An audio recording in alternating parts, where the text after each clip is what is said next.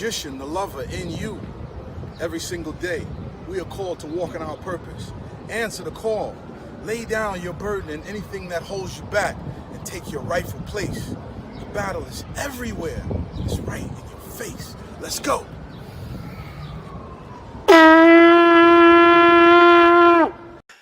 Magnets, crystals, pyramids.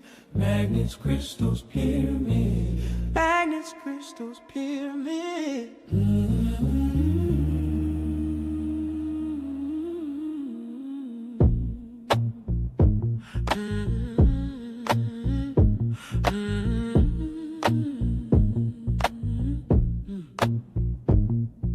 Welcome home, family, and join us for the fun. Colorful guests, people everywhere under the sun. Interesting conversations. Prayers first has begun. Invocation, manifestation, conversation, then will come. Magnets, crystals, pyramids. Magnets, crystals, pyramids. Magnets, crystals, pyramids.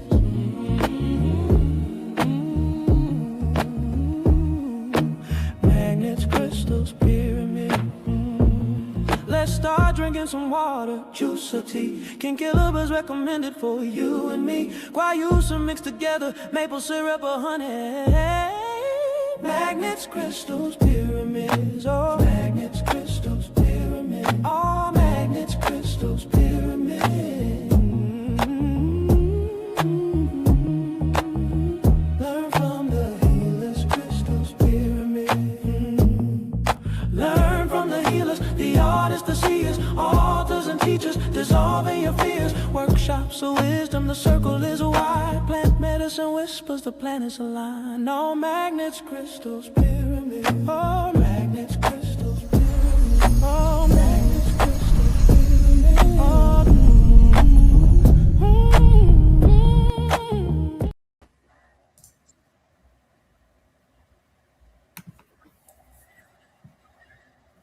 Greetings and welcome, family.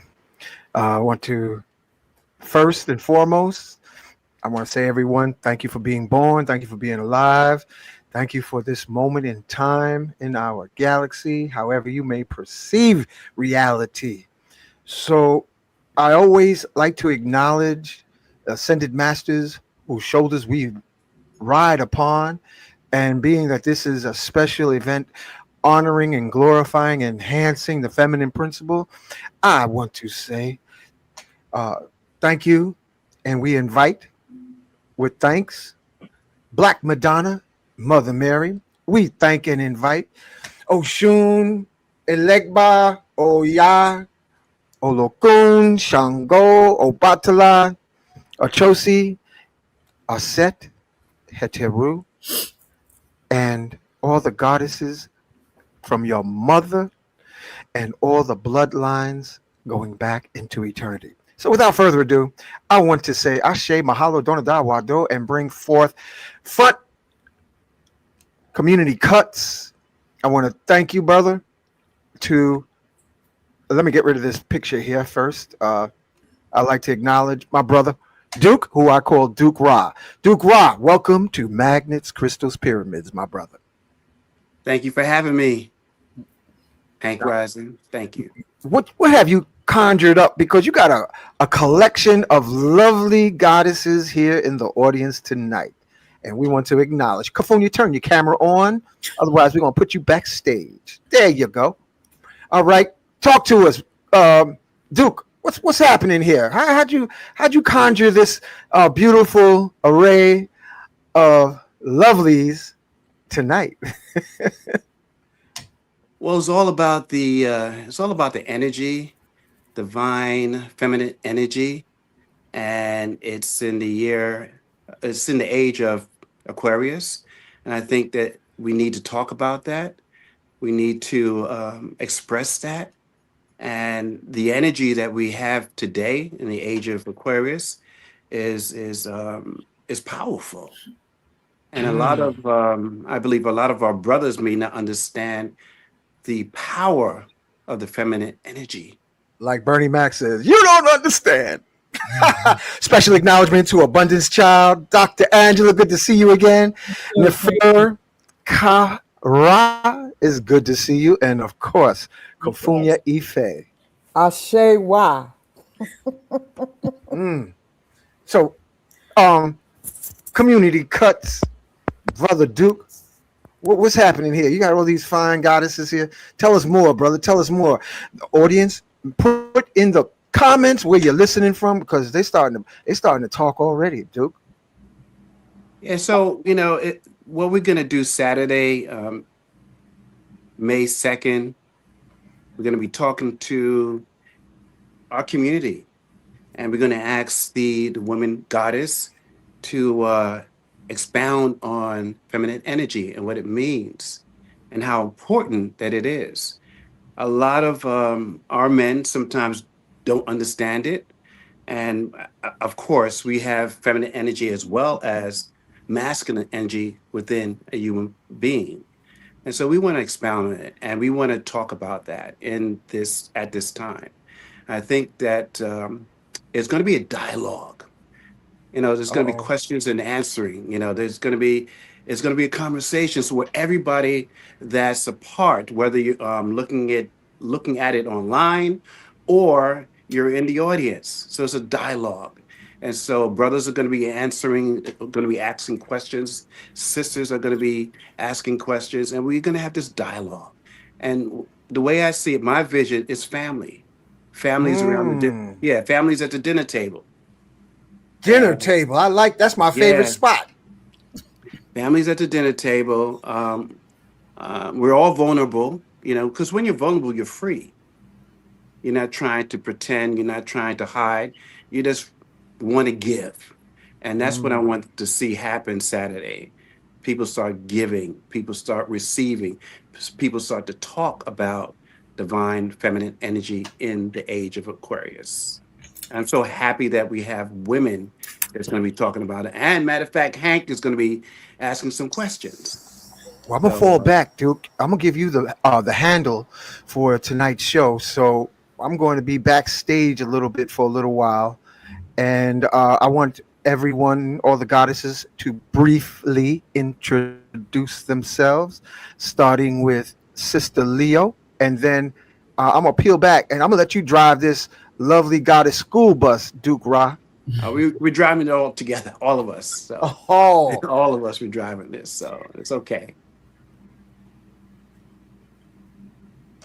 Kafuna, you got to turn your mic on. Well, Habada. Go ahead, girl. well, first and foremost, I'd like to acknowledge all of the goddesses that I have contacted to bring them, because I felt that they have some wisdom and understanding in this age of Aquarius of how we can heal our community. And as Alice Walker would say, the most common way people give up their power is by thinking they don't have any. And women, for me, the divine goddess has a lot of power because we bring forth fruits from our womb. And one of the reasons why this came together is because Duke contacted me, all right, to see, to help to assist him in pulling everyone together. So we got Monique just stepped into the building, and Kathy just stepped into the building. So we got the whole world in our hands. Ashe. I want to bring Abundance Child. Speak up, baby. I mean, Mama. I'm sorry, Mama. Abundance Child. Respect. What? I'm sorry, I was distracted with the baby. What was the question? You doing the Mama Shuffle? Just doing a quick intro. Yeah. Just Abundance Child, always for the people. Founder of Drop Squad Kitchen. Now founder of Drop Squad Institute. I turned my whole home into like a university, like a public homeschool, because I was like, this is what I want to do. I don't want to leave this place. The place I have the best character is in the kitchen. That's where I learn mostly everything from. So why don't we just open it up to the public? So now Drop Squad Kitchen is my private entity. You have to, Kakuni knows you have to be a member in order to get our food. And Drop Squad Yeah. Institute is our public facing entity. Ashe, Ashe. Dr. Angela, good to see you. You too. Thank you for having me. My background is in science. I have 5 degrees. One is a PhD. It's all biology, holistic health. I teach college right now, full time. Actually, I'm full time at one college, adjunct at 2 others. And I'm Wow. proud to say that my school is officially licensed. So I'm so happy about this. So this is for our African children. So I'm very happy about that. So I'm excited about this new Ashe. journey I'm on. And I have a wonderful team. So shout out to them. So Yeah, thank you. congratulations, all them schoolings, all them Yes. schoolings, a whole bunch of cheering. Mm-hmm. Speaking of cheering, we got a lovely Cancerian goddess, Catherine Davis. Talk to us. Well, hello Welcome. everyone. I'm really happy to be here with all of you. And I am hosting currently a radio program called Heart of Mind that airs on WBAI in New York, 99.5 FM, WBAI.org. And we'll be talking about this on that program again on Friday. It's every 11 o'clock every Friday morning. But beyond that, I am a Qigong teacher and a energy worker. So I have been following the cultivation of energy and energy healing for, 40 years of my 70 years. I do Reiki, the Sandlin technique, which is Indigenous American. I do a little bit of South American healing as well, Aztec Mayan healing. So I'm very much into understanding how all of our bodies, all of our beings are part of a field of energy. The yin, the yang, as it would be in Qigong or Taoist. But if you look at any spiritual practice, it speaks of how the universe was created through these forces and wisdom brought into, whether we consider it something like yin or yang, or maybe the orishas or the goddesses. There are so many ways of expressing the same principle. So I am feeling very connected to the divine feminine, because I understand that beyond the divine feminine, there's also the divine masculine. And the world is waiting for both the divine feminine and divine masculine to show up so that we could go forward in a healthy way instead of in perpetual conflict. Ashe. Ashe. That's so smooth the Ashe. way you said that. Thank you, Catherine. Now, moving to the smooth, we speak Monique. She's riding somewhere. Good evening, everyone. Yeah, and I can't even really focus on y'all today because it's raining out here. But I just wanted Wow. to check in real quick and say good evening. And I am graciously looking forward to this wonderful event that Brother Duke and Sister Catherine have put together for this upcoming Saturday. So I just want to say thank you to the both of you again. And I know Sister Cafunia is also in the background as well with the event. So thank you to you all. It really means a lot to me. And I feel very much supported. I don't feel alone. So I am very Yes. grateful. And I feel so blessed to have amazing people behind me and the panel, amazing panel that's going to be there on Saturday. You know, it's just heartfelt. It's very heartfelt and it's very encouraging. It like helps me to keep going because you can see right now I'm in my second office right now. This is where I usually am half of the day in the car, you Yeah, I know, like that trying to kind of go pick office. up my going to pick up my daughter from her different activities, and You know, I still have to drive for a little while this evening, so I'll be listening in. Okay. And All thank right. you, Brother Hank, for setting this up today so we all could be here. Thank you so much. Yeah, You know, you gladly, have been gladly. very, very supportive of Nicholas over the years, and I'm really thankful for that. It's a Yes. sad thing. It's a sad thing. Yes. My Yes. Sagittarius brother. Yeah. And you know what's really amazing? I'm just going to drop this in here. So many of her siblings look like my siblings, because you know how the multiple bloodline from down south and the Caribbean be like, who mama and papa didn't tell us of all the history, because you never know where the bloodlines, how they connect, because a lot of us look alike. Talk to us, Shaka sis. Welcome. Magnets, crystals, Blessings. pyramids. My apologies for being a You're little in time. tardy. You're in time, sister. You are in time. I had a couple of meetings today, so I'm just getting on. What did I miss? What is the question we posed? I don't know. Introduce yourself is the Yeah. Oh, question. yes. Yeah. Hi, everyone. Blessings, everyone. Blessings. My name is Shaka Sis. I am a lyricist, um, actress, author, spiritual alchemist, mom of three and a million. And I'm happy to be here. We're happy to have you as part of the panel discussion on the importance of the divine feminine frequencies in the age of Aquarius.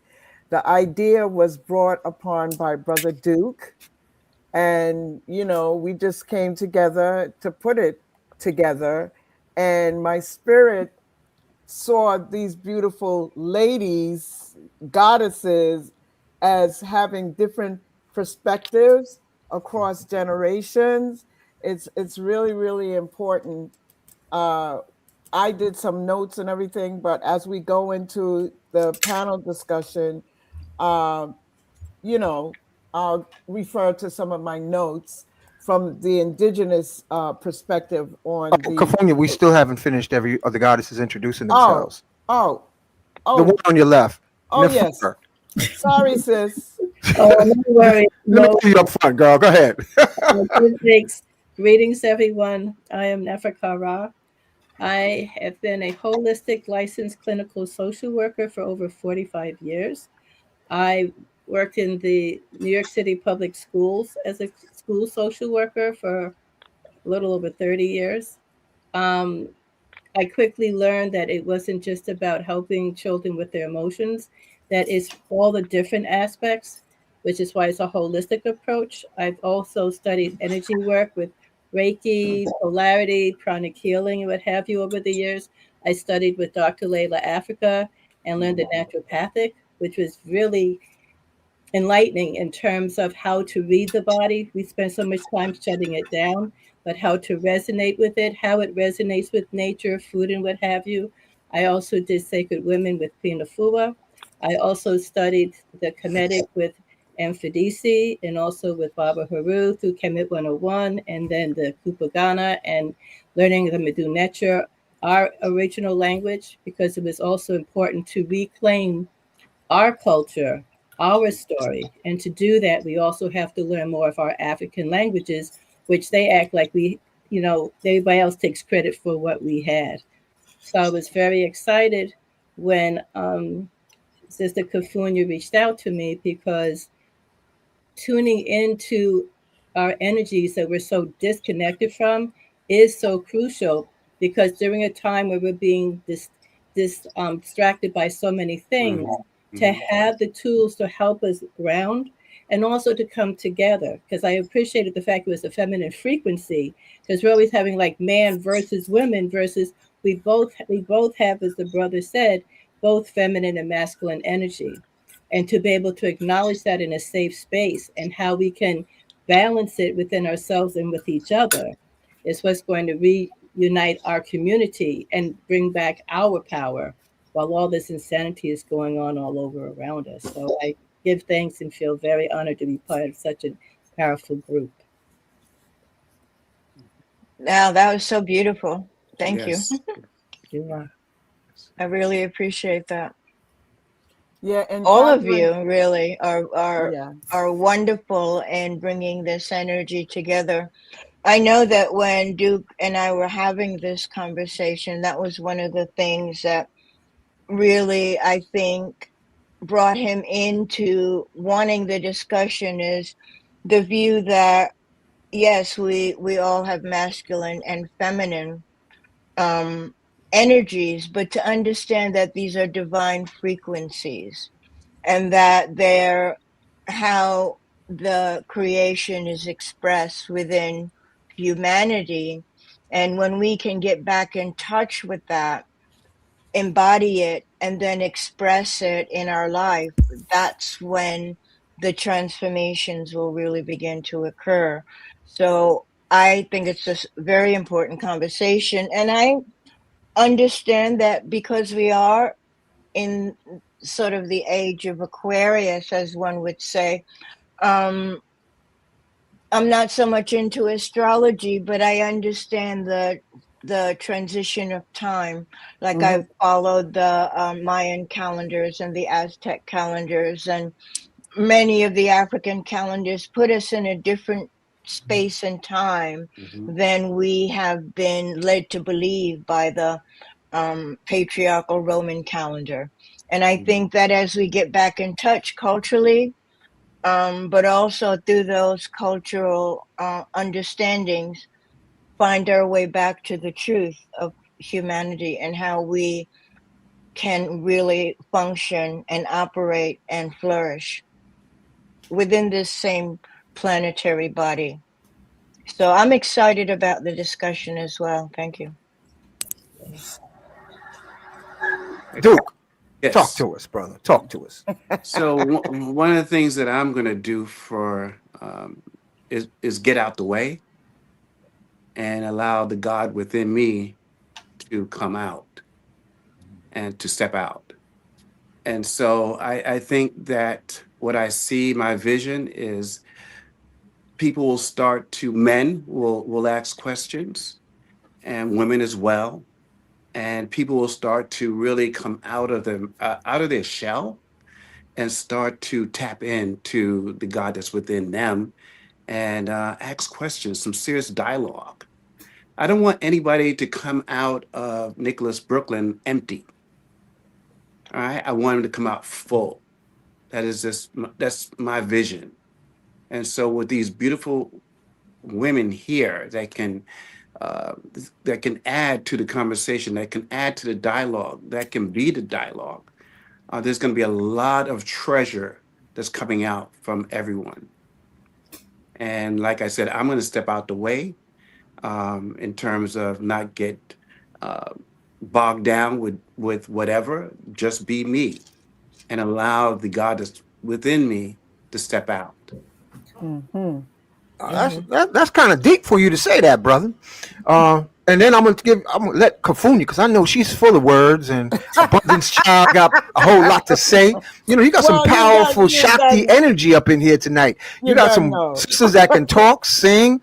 Shaka Sis can give it to you poetically. Catherine Davis holds it down on Oshun Fridays. Plus, Monique. Well, Monique is Big Mama 7 days a week. Then you have Dr. Angela. She got a lot to say. So I don't know if we could squeeze everything into a sardine can kind of experience tonight, but let's try. Who's going to talk now? Well, I would like. But it's going to be continued on Saturday. So we can just flow. Let's go with the flow, knowing that we'll continue the conversation and hopefully continue the evolution. Right. And I would like to say this same panel discussion is going to be in front of another audience with Sister Kathy on Heart of Mind Radio at 11 a.m.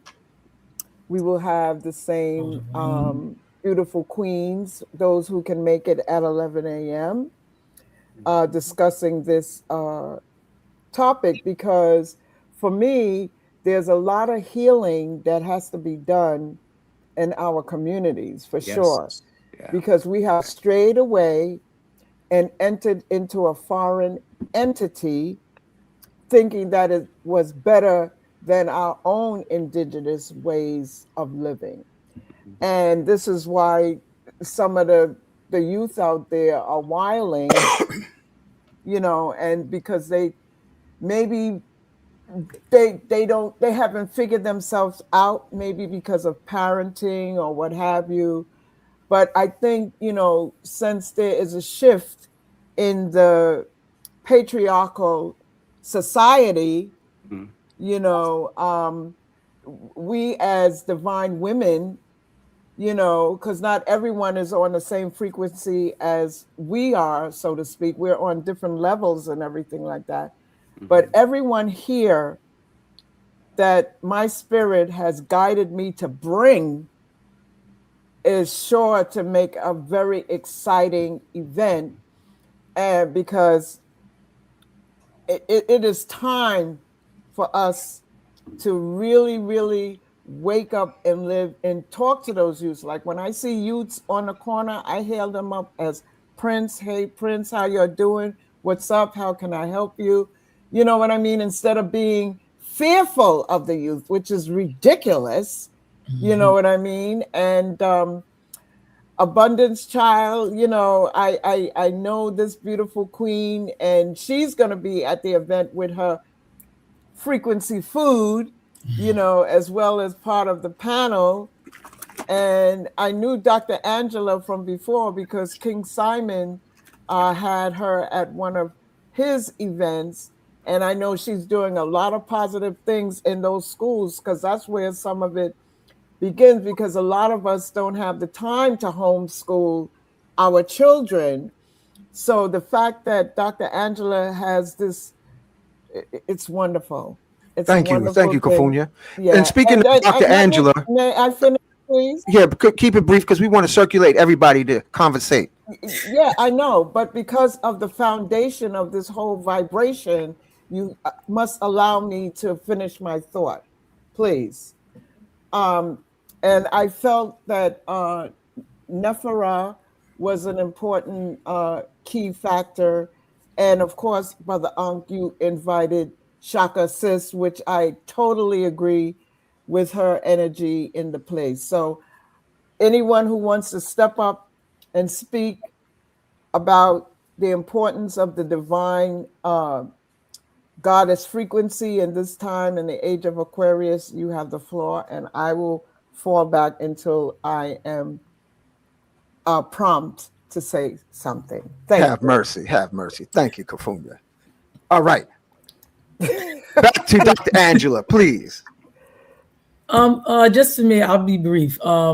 Because of my science background, I don't really approach topics like this unrealistically. Meaning, when you study science, you start to understand that the spiritual aspects of it is going to explain the science to you. So when we use words, I'm a Taurus, so when I use words, I really use them appropriately. See, people love to say they're divine when they're not. So remember how I used to say, oh, we march because we didn't have the freedom. So we do all of this talking and we keep saying these affirmations because we don't have it. So my thing is, what are we going to do to transmogrify our consciousness so that we are divine? Now, I'm not saying that we all don't have consciousness, because we do. What I'm saying is it has been deactivated, mutated, and contaminated. Wow. So most of us are now not divine. We keep saying that we are. And for me, I have to see it in action. You can't tell me that you're divine and I can't see it anywhere. You can't tell me I'm divinity and I'm a goddess. Nothing about you is a goddess. Nothing about you is a king. I don't do the fluff fairy tale stuff. So I'm not the person to come to for sugar and sweetness, and I'm going to help you through your delusion. When you get to me, you got to be ready to change. That's where I am, which is why all the women on the panel are needed, because you have people in different stages of their walk. You have different people in different stages of getting back to their divinity. Just don't come to me when you're starting, because the conversation's not going to go well, because I'm a doer. So all my science classes, like when you take physics and you take quantum physics, they call it quantum collapse. So what is that? We have all of these possibilities, all these atoms just moving all over the place. But what falls into collapse? What falls into our vision, our field of view, what we get to see? How did it end up collapsing? How did it end up coming to being? So things were done. You did this, you went here, you traveled here, you said no to this, you married this person. All of those things help certain aspects of these frequencies that are all active at the same time collapsing in our reality. So why is it that as a community, we know slavery did all of that. I don't use it as an excuse because our ancestors were some powerful people under slavery. So I never let my students use that line for me that they going through something. I know that may sound harsh, but that's how we have a plethora of people. Like we have the holistic psychologist. You can go to her and get your sugar talk. I'm not doing that for you. I'm not doing it. So that's how we got everybody, because we got to help everybody through the stages. So everyone's needed. So I know people may think I come off a little hard. I just know we don't have time. Thank you. We really don't have time to play around. This is not a game. We are losing our children. And when I say we're losing our children, we're losing their mind. We have lost their mind. This virus, like the I Am Legend zombies, we have lost their minds. And when I see the parents, even in college, when I see the students and I see their family background, it completely makes sense to me. Oh, I know why y'all are the way you are. Look at your mother. Look at your father. I completely understand why the divinity has been lost. I don't use slavery as an excuse, even though that is the impetus to why we lost it. For me, that's still not an excuse to why we're not walking that way anymore. It's just one of the reasons why we are. So for me, I want people to stop playing around, make the decision right now, not tomorrow, not 8 years from now, not when you feel better, because nothing about this is going to feel good. Change doesn't feel good. So we're trying to correct this behavior, especially with women. My hardest people to talk to are women. I get backlash from women. Men, cool. Oh, this is what I got to do. Cool. My husband come talk. You get me, yo. I know I'm slacking. I got to do better. Women, it's a whole nother issue. Oh, I got all of this going on, all this postpartum. See, I don't do none of that because I know the science behind it. See, that postpartum stuff is a made-up illness for you not walking in your divinity. The baby is not the reason. You had issues before that pregnancy. The baby just brings it out. So we just gonna blame the baby while you don't want to do. I don't do none of that stuff. I do action. Wow. You can start doing this tomorrow. This is my dinner tonight. I'd love to go eat Chick-fil-A. It would be so good. I can't. I know that's not going to help me do what I need to do. So we can't just say these words and say, oh, we're divinity. That's how I don't call everybody goddess. I don't do that. I got to know how to call you that. You ain't going to get them words to come out of me. So it's not me being mean. I don't know you to say that.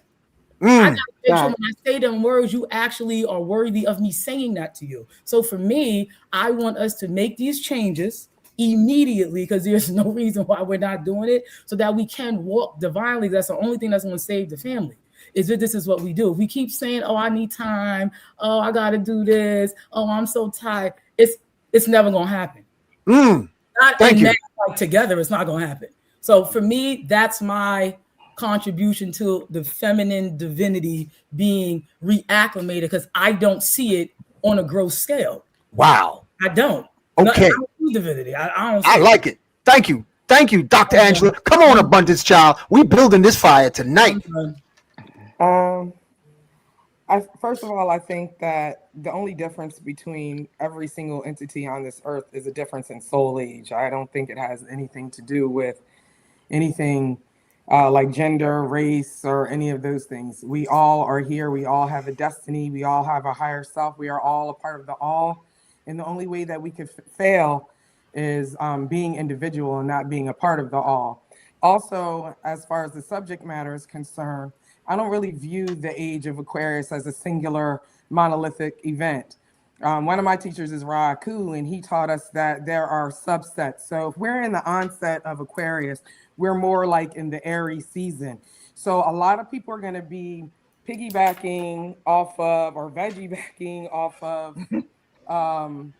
what the Piscean age was, which was a lot of intuition, and it was a lot of belief systems, a lot of religion, and a lot of hiding of the divine femininity. And they did it in a corporate and a very structured way, and it's a program. And what we're seeing right now is everybody wants to be the chief everybody has the answers, but matriarchy, which is what we're really talking about as far as our embodiment of it, as trying to be Enneon humans who are the chosen ones.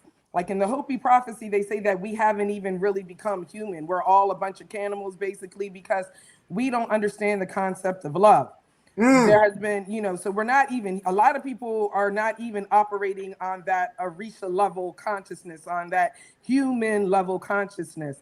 And so in the age of Aquarius right now, in this beginning aspect, everybody's a chief. Everybody feels like they have the answers when everybody actually has a singular destiny. So at this point, to me, if we're talking about the embodiment of divine feminine energy in the age of Aquarius, matriarchy is not about dominance. It's not about being right. It's about having responsibility. And that to me is what divine femininity is. And I'm able to see that as an Ianifa, somebody who works very heavily with the Arumale, with nature, with my ancestors. Like in Oseotora, the only Arumile that had the feminine energy, because a lot of times we personify Orisha and Arumile. So in Oseotora, that energy, which is divine femininity, which a lot of people know as Oshun, what did she do? She didn't get upset when everybody went back to Olodumare and was like, yo, what's up? Why are we not having babies? Why is nothing working? She was off doing her thing and thriving. She didn't thrash back. She didn't get loud. Not saying that that's not divine feminine energy, but she stayed doing the things that she was supposed to do, which is in the realms of the darkness and in the void, which is the creation energy.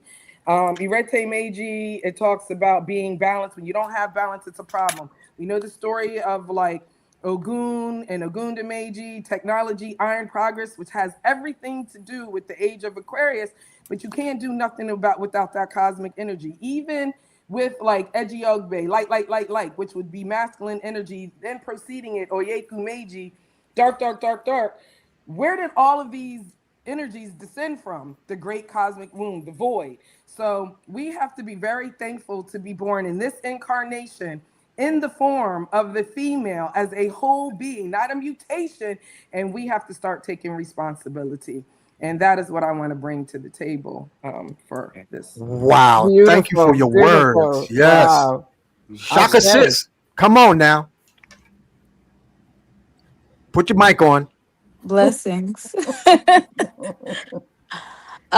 So what is the question? The question is, Was you listening to Sister Abundance, I child? listen to everybody. So I go ahead listen, and just speak from your heart or your womb. just speak from my heart. Okay. So divine feminine to me is receptivity. So being receptive to what comes um, from the divine, from your ancestors, being open, not being closed off. Um, Divine femininity to me represents a nurturing energy. So Mm. I'm a mom. I'm also a teacher. So, but I wasn't always as soft and as nurturing as I am today because I grew up in a very volatile, rough household. So there was a lot of arguments. There was a lot of just back and forth type of energy growing up. I had to cultivate nurturing energy in order for me to be a representation of what divine feminine looks like. Um, Mm. so so being for me, femininity is being soft. It's it's not necessarily a rough kind of energy. That's very yang. To me, I'm in my yin energy a lot. And and not saying that you don't have to bring out the yang sometimes because that's necessary, but Right. the epitome of being in the divine feminine is being in your softness, but in your power at the same time, right? Understanding that you don't necessarily have to put so much pepper on something. You can put sweetness on it and get what you want, get what you need. Understanding that's a certain power to that as well. So I don't have to cut you with my tongue. I could do that when I perform, but in real life, In real life, I'm gonna give you the sugar. And you're still gonna heed to what it is that I'm saying. You're still gonna get what I'm putting down. However, I'm gonna give you the sugar and I'm gonna give it to you sweet. Because, it just goes down a little better when it's sweet. So it Okay. does. It You need to does. say that more often, it sis. I mean, it does. So the thing is that you have to meet people where they are. Sometimes you have to give yang because that's what the situation calls for. But Yes. most of the time, people are a little bit more receptive to your words and your energy when you give it to them with a little sugar. So to me, that's the epitome of Heteru. That's the epitome of Osset. Is that soft power that people don't really talk about. It's power because you run in the whole world and you're just soft and sweet and walking in your feminine, and everybody's just doing everything that you say. Wow. Everybody's doing everything that you ask because you gave it to them sweet. That's it. Yeah. That's all It's I'm a going to Wow. add to the Well, conversation at thank this you. moment. Thank you. I'm moving right now to Catherine Davis, Hello? talking about soft and sweet. Talk to us, Catherine. Soft and sweet. Soft and sweet is a Hello? fine way to be. Was I Can you hear lost? me? I Hello? hear a We can child. hear you. We can hear you. I don't know what's going on. We can hear Um, you. uh, and a sweet child in the background, somebody's child. Hello? Yeah, we see you. We hear you. Can you hear me? Yes. Yeah. Catherine's I talking. said that's all I'm going to add to the Yeah, we conversation at got the that. moment. Yeah, We Was got I that. cut off at some point? No, Catherine's talking no. now. Catherine started I talking. can't And hear any of you anymore. Go out and come back. Okay, so I'm going to I'm going to probably log off and try logging back on and Yes. then see if that works. Yes. Okay.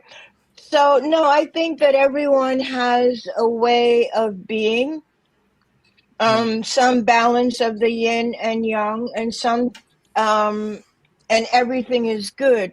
From my vantage point, having that receptive quality is not about a power balance, but it's about finding what's real and what's true.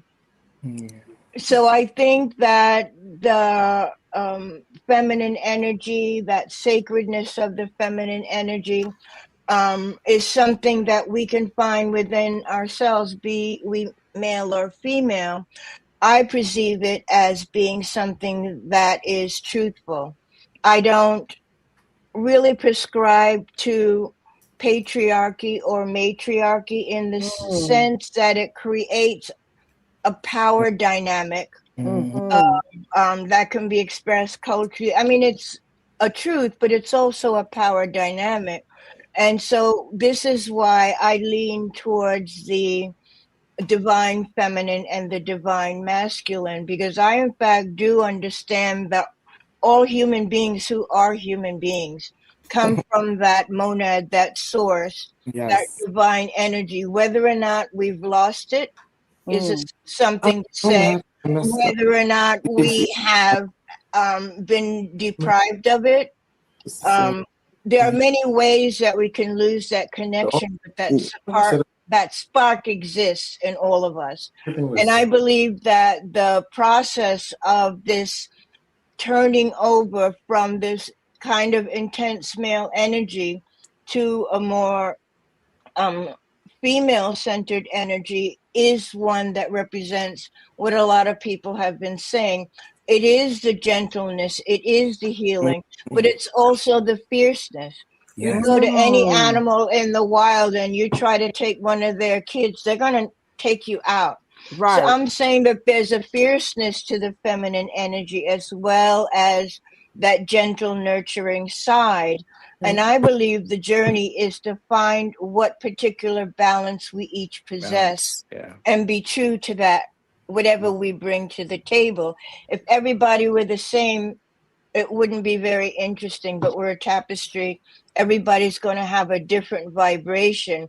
And it's in finding the harmony of those vibrations, which to me represents that more feminine divine energy.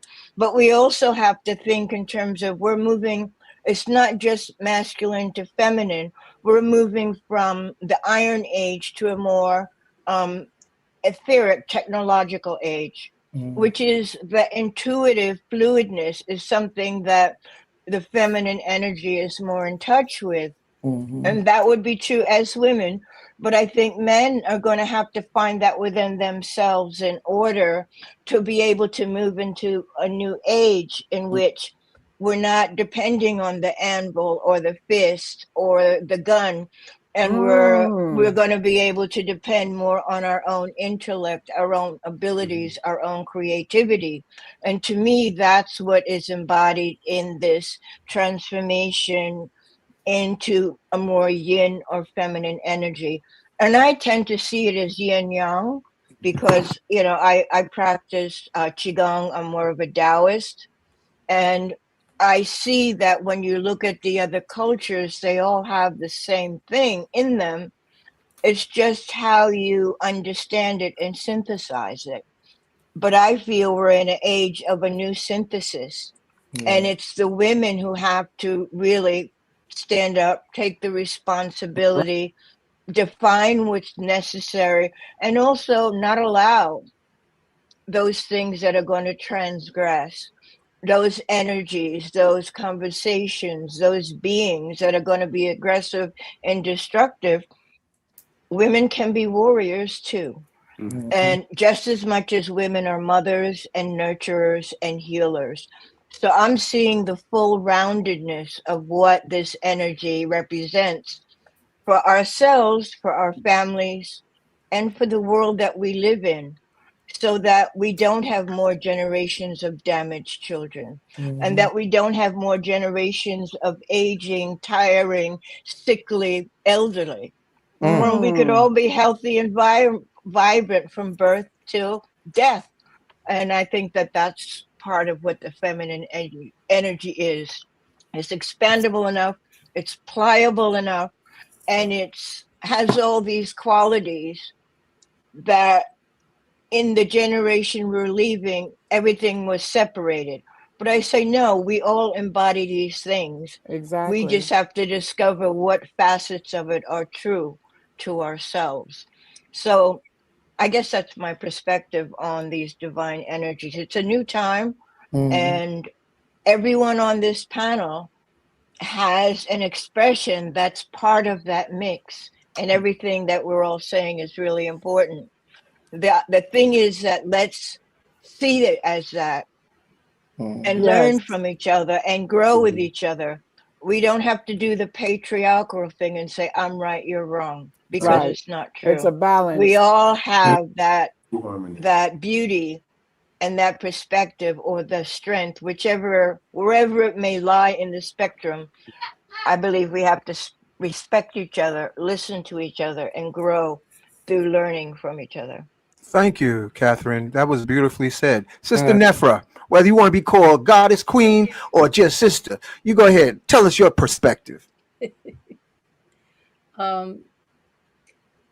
In backing off of what everybody has said, one of the things as a social worker that I've been aware of since my undergraduate years, there was a class I took that has stayed with me.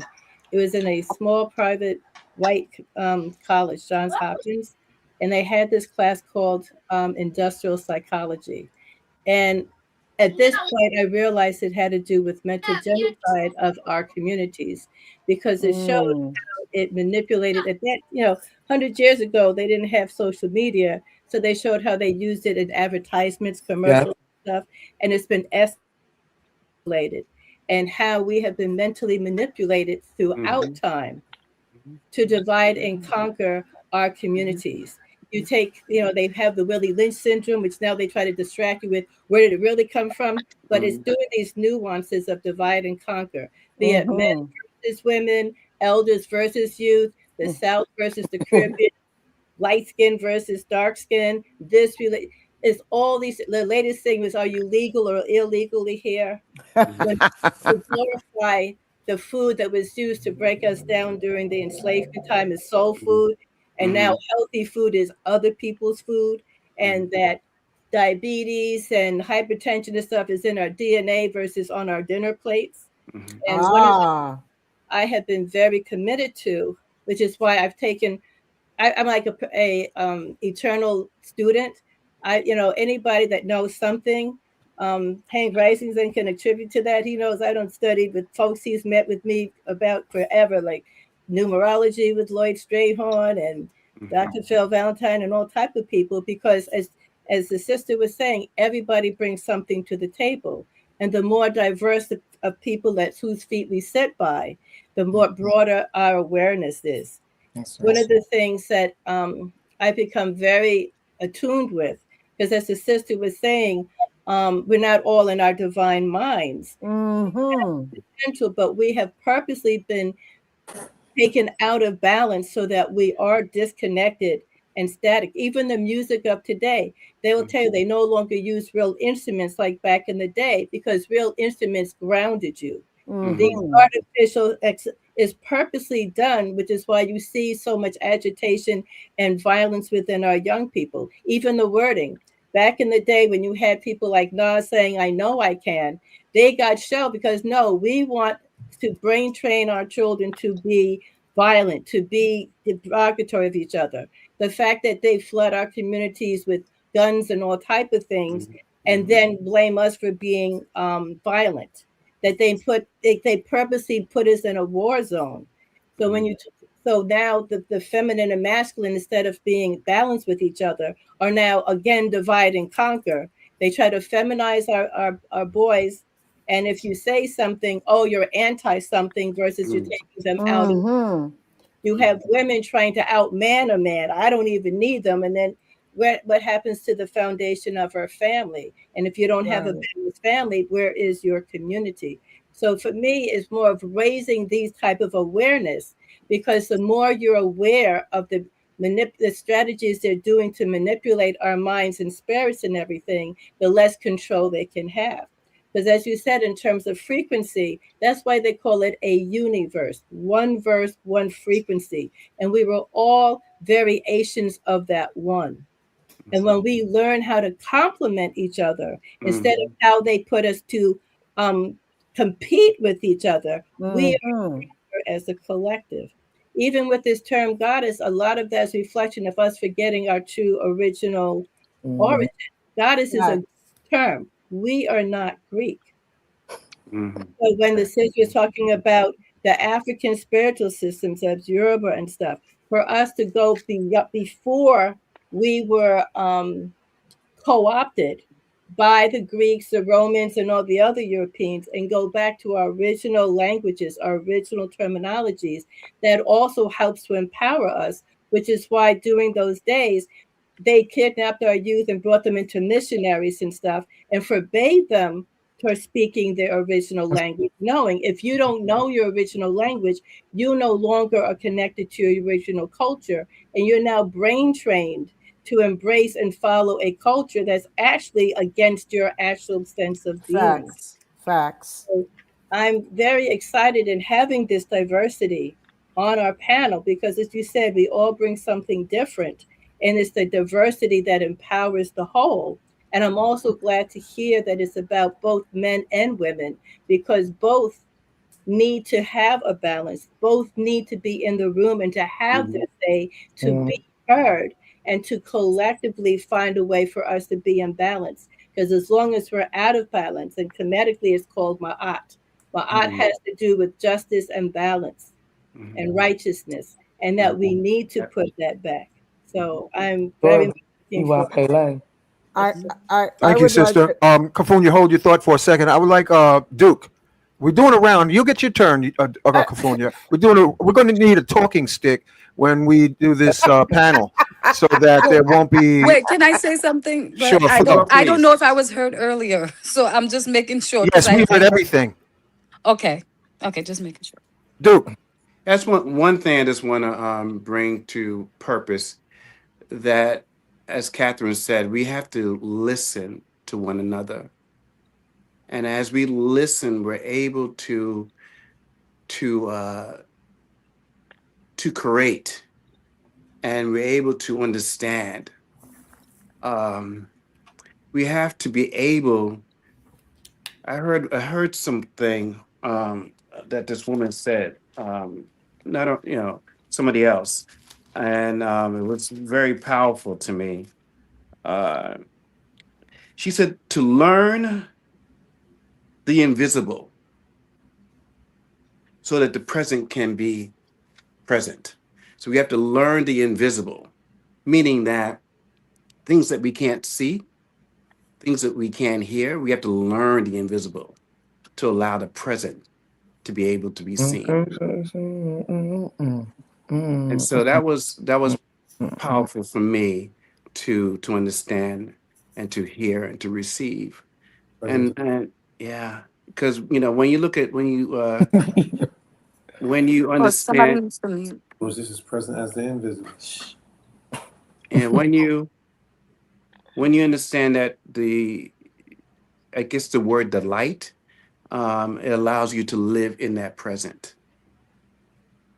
So I think that at the end of the day, we're going to be listening to each other, to the community, and the community is going to be asking us questions, asking the panelists questions, and we're able to expound on it and to give them something to take home with them or to receive. And it's important that we listen to each other and listen to our community, because it's one community. All right, it's one community. That's all I have to say. Thank you, Duke. Kafunya, talk to us, please. Well, thank you for allowing. I wanted to bring into some awareness that many people think we're in actually 2026.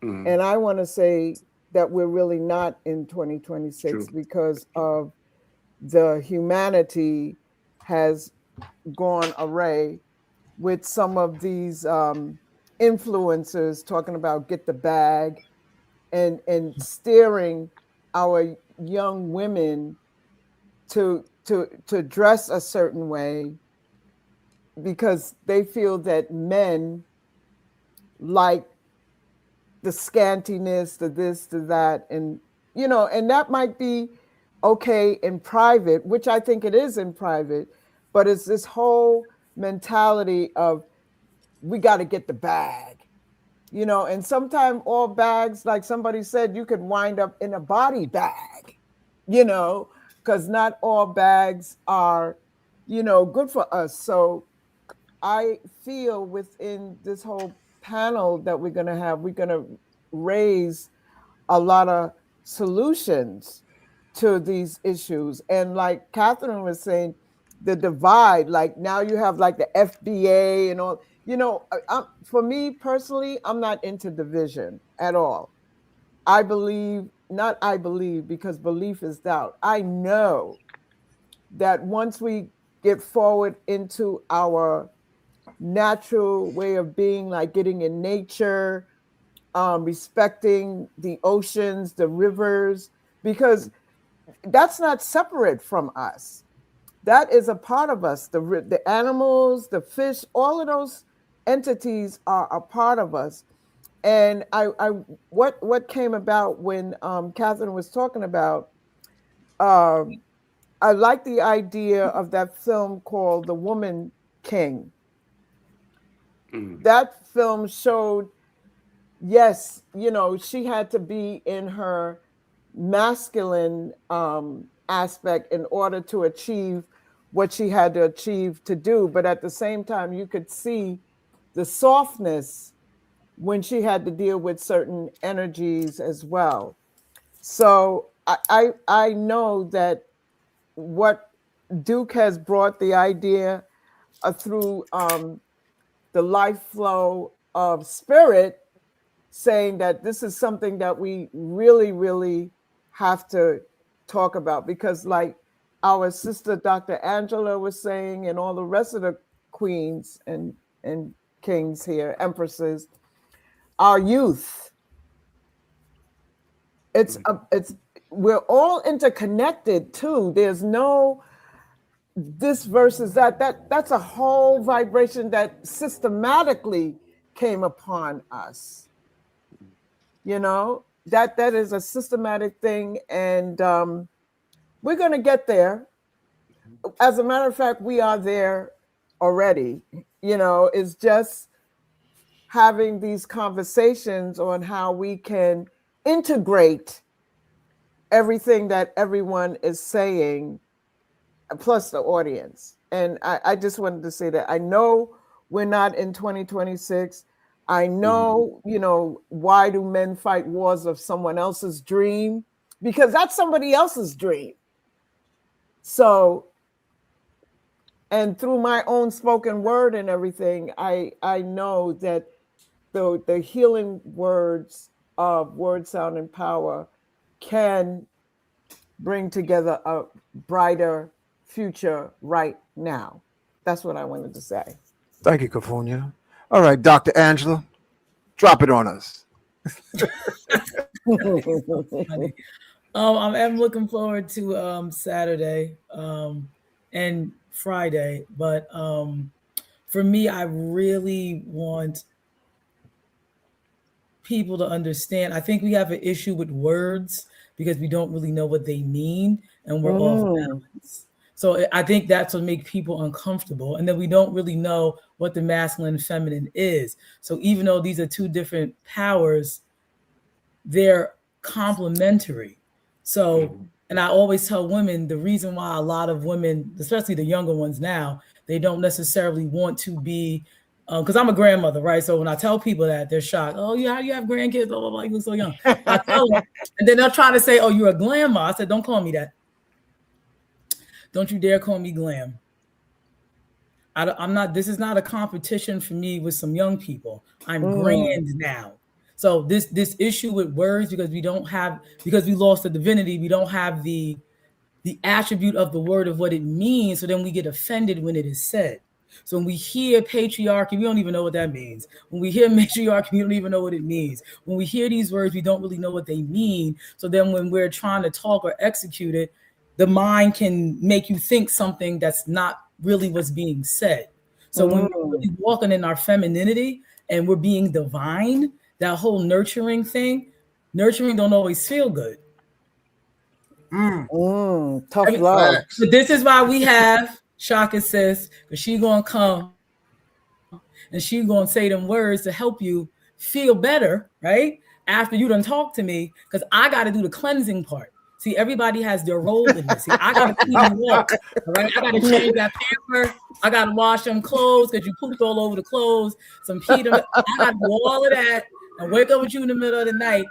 That's my job. That's what my part in this is, because we got a lot of muck on us. We got a lot of stuff. We don't want to work together with our men. So I don't necessarily, the men are responding to us.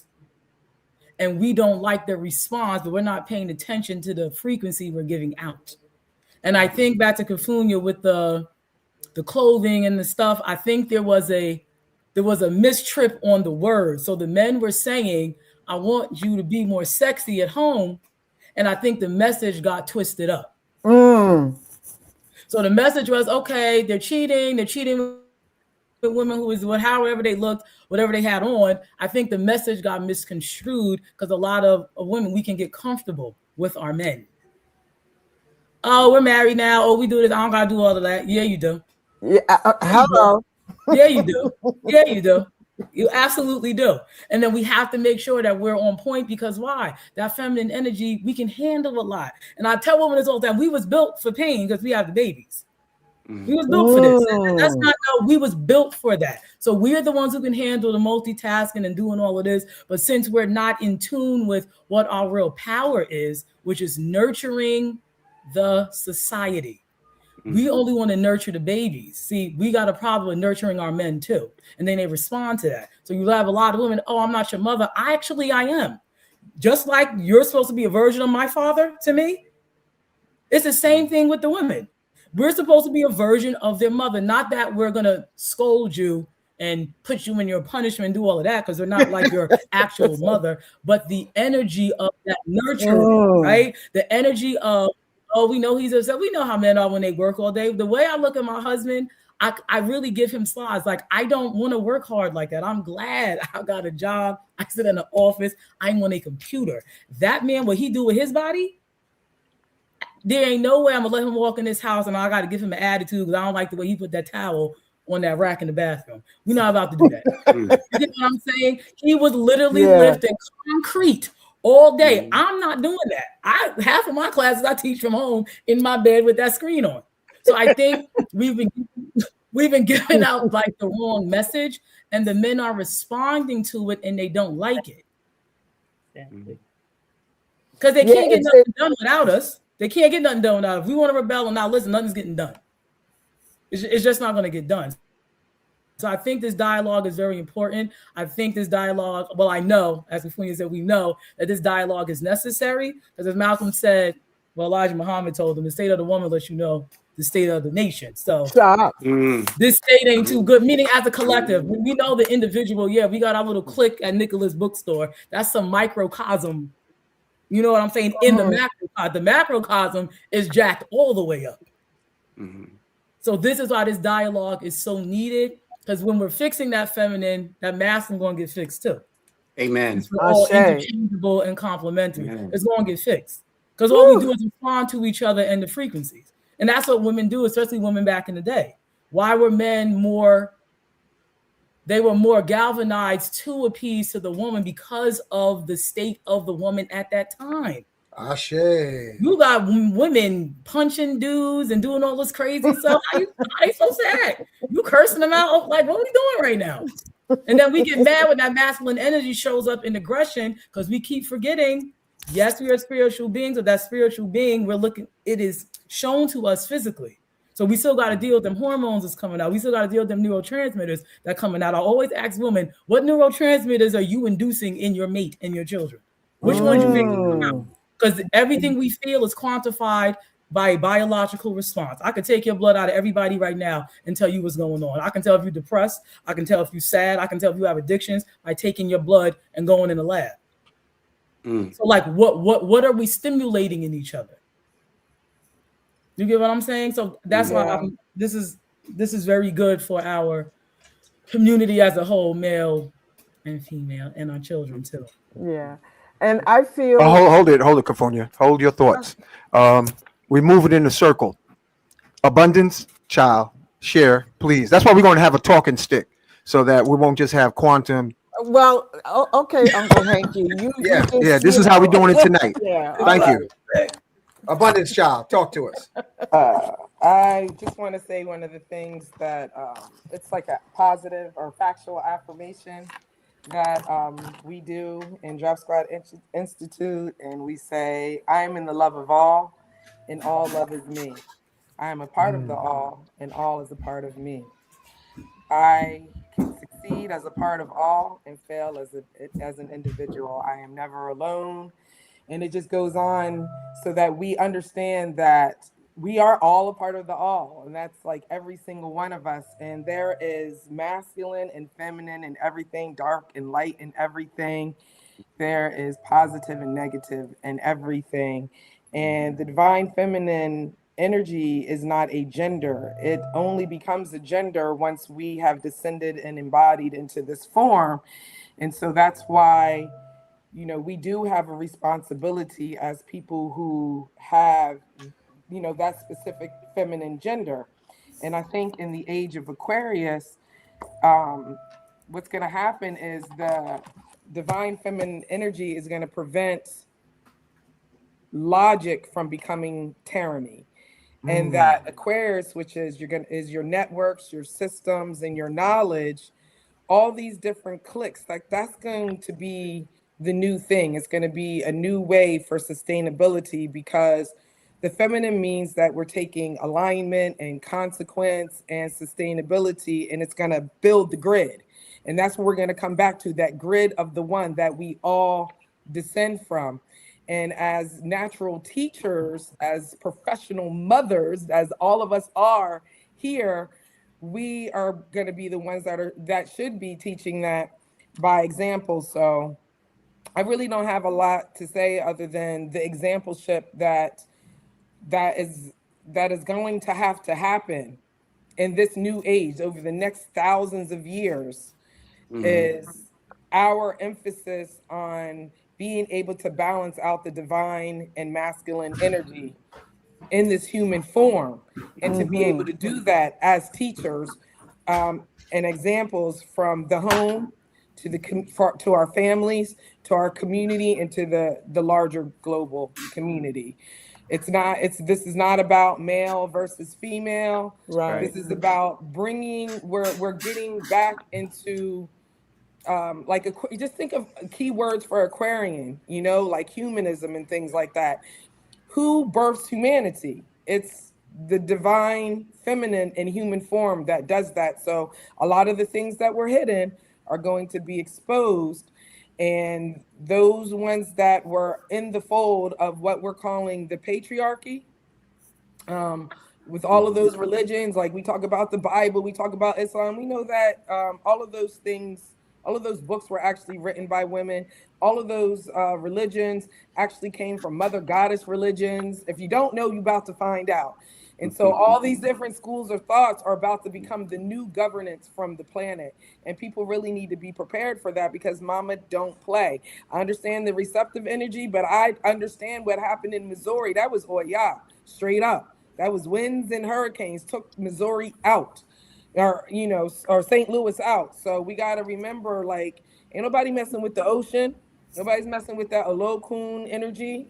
Nobody's messing with Mami Wata energy. It's very, very strong, and in order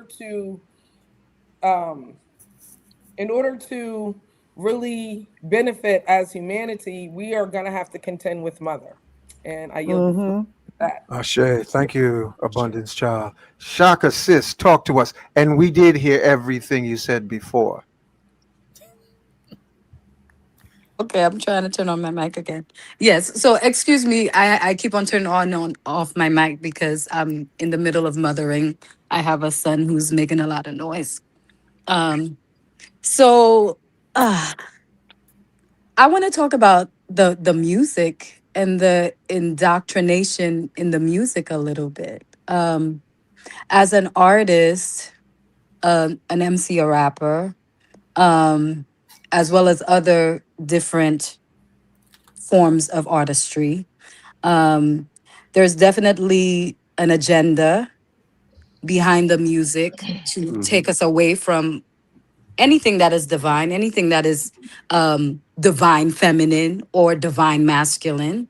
So I want to speak on that for a second, more so because there's an awakening happening, Mm-hmm. um, and people are becoming a little bit more receptive to what the truth is, even though there is a constant push to push the negative on us, right?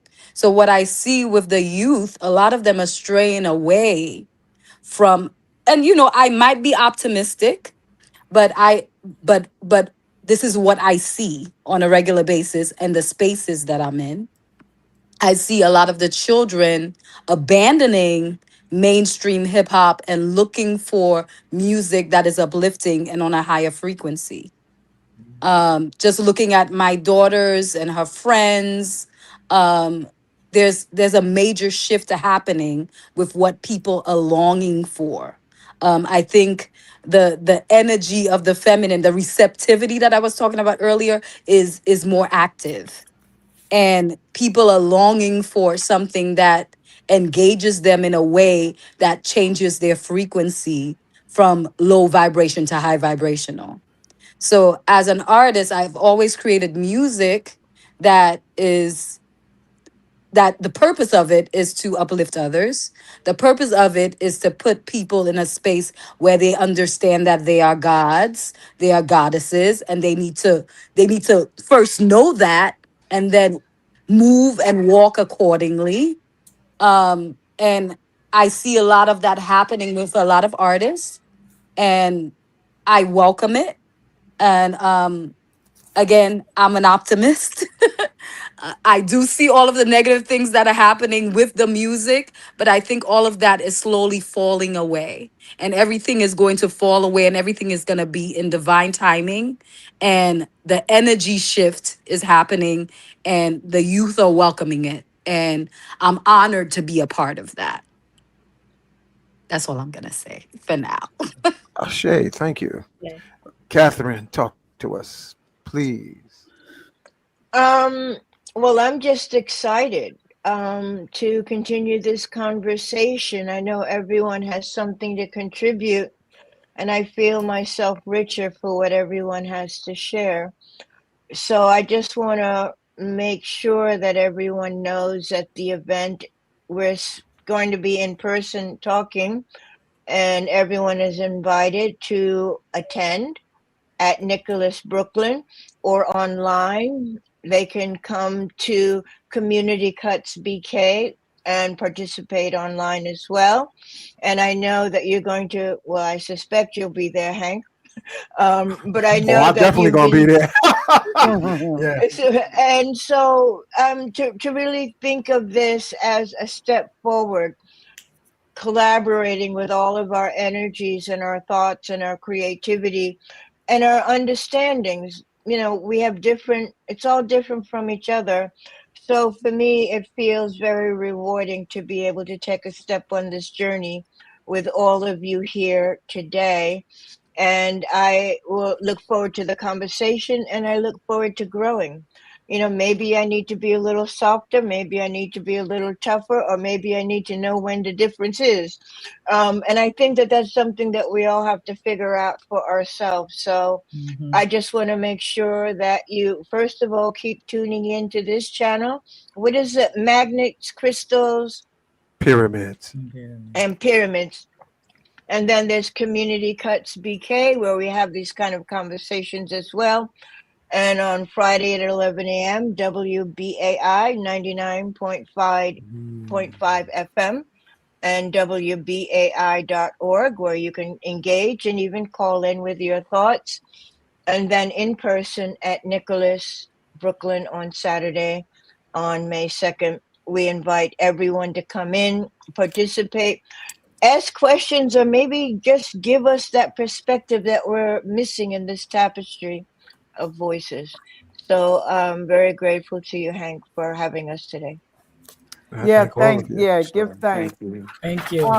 I want to say this. Hold on, Cafunia. We're doing a circle. It's going around in a rotation. You know Hold what, your Hank? thoughts. Hold your thoughts. Be Let me graceful, go. Let and me let go. Let me Duke go. speak next. Okay, we'll But see you. I can yield to.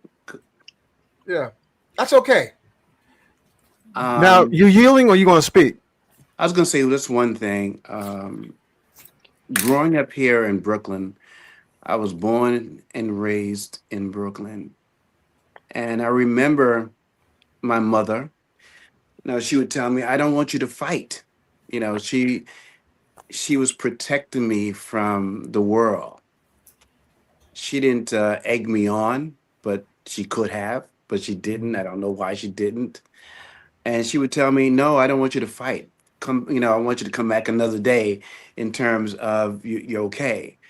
So my mother, in terms of protecting me, didn't want me to go out and fight. And she was a protector of the home. On the flip side, my father was a protector as well. And he made me fight. Mm.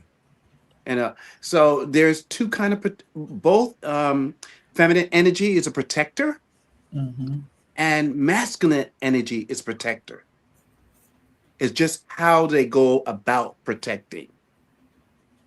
And for me, that was very powerful to understand it.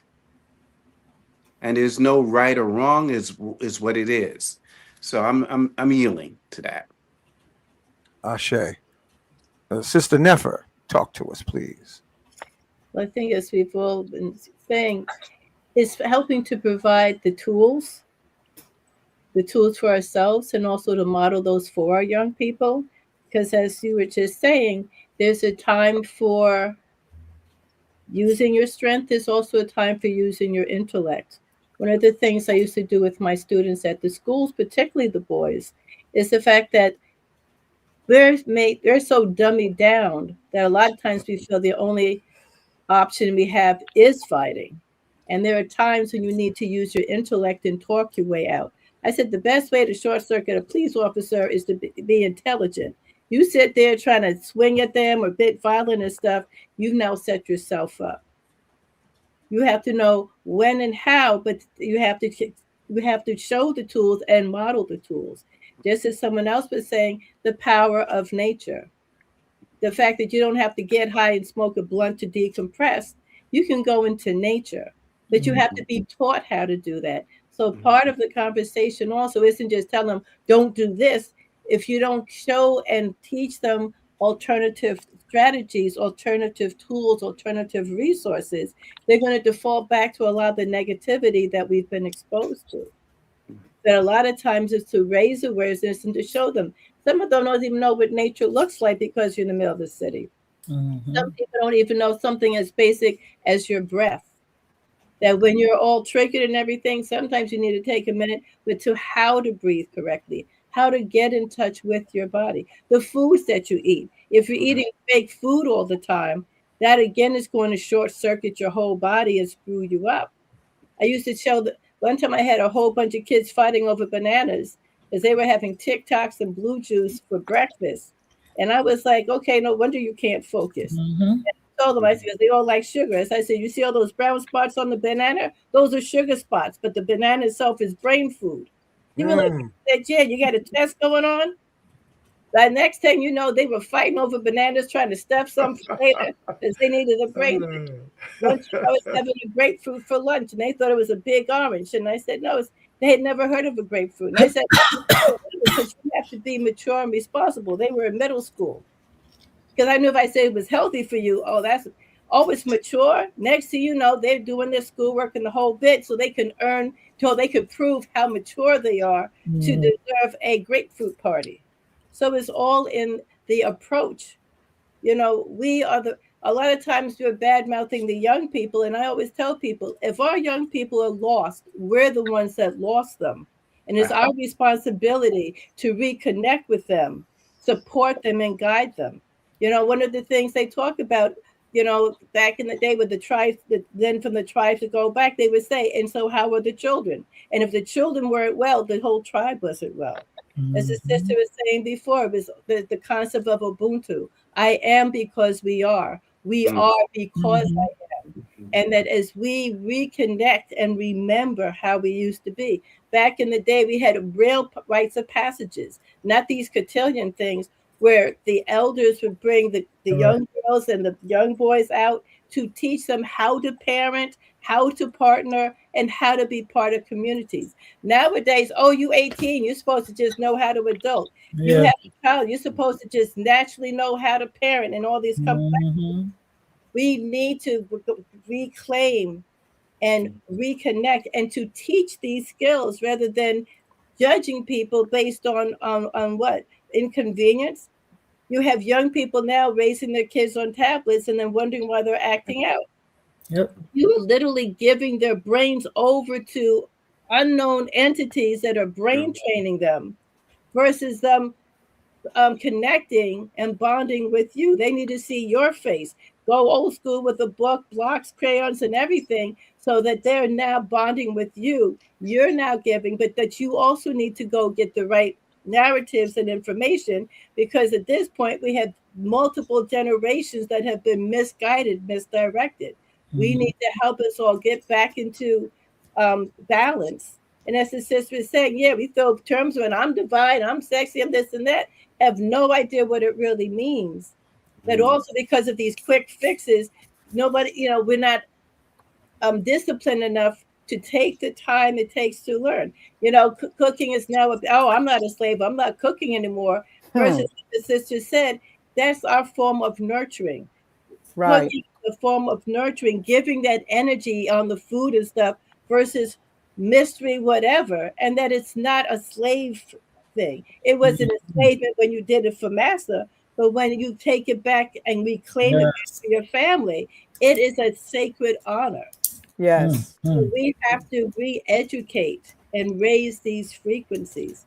So I'm glad that we all come from different perspectives because it takes that diversity to cover all the different, because it's not a one size fits everybody or Mhm. one Right. answers everything, because we are a village.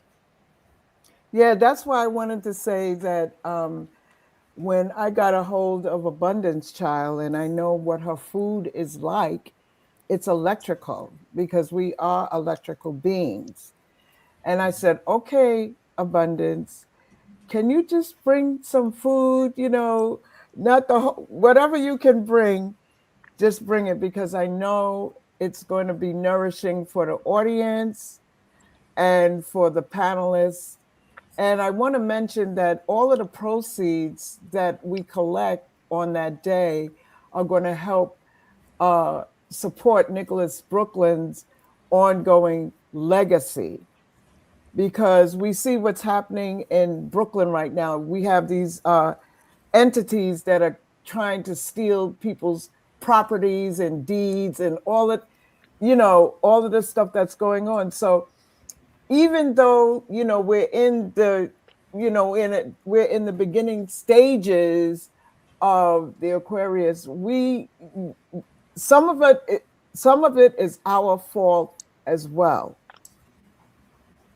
Just believing in a foreign entity, just like the separation, or we're not part of the ocean, we're not part of the trees, we're not part of the birds, etc. Earth is a living entity. People got to get that in their heads too.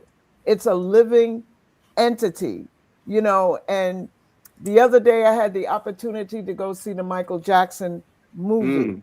Mhm. and that was very, very powerful. And of course everybody was saying, they left this out there, so who knows, we might get the director's cut, we never know.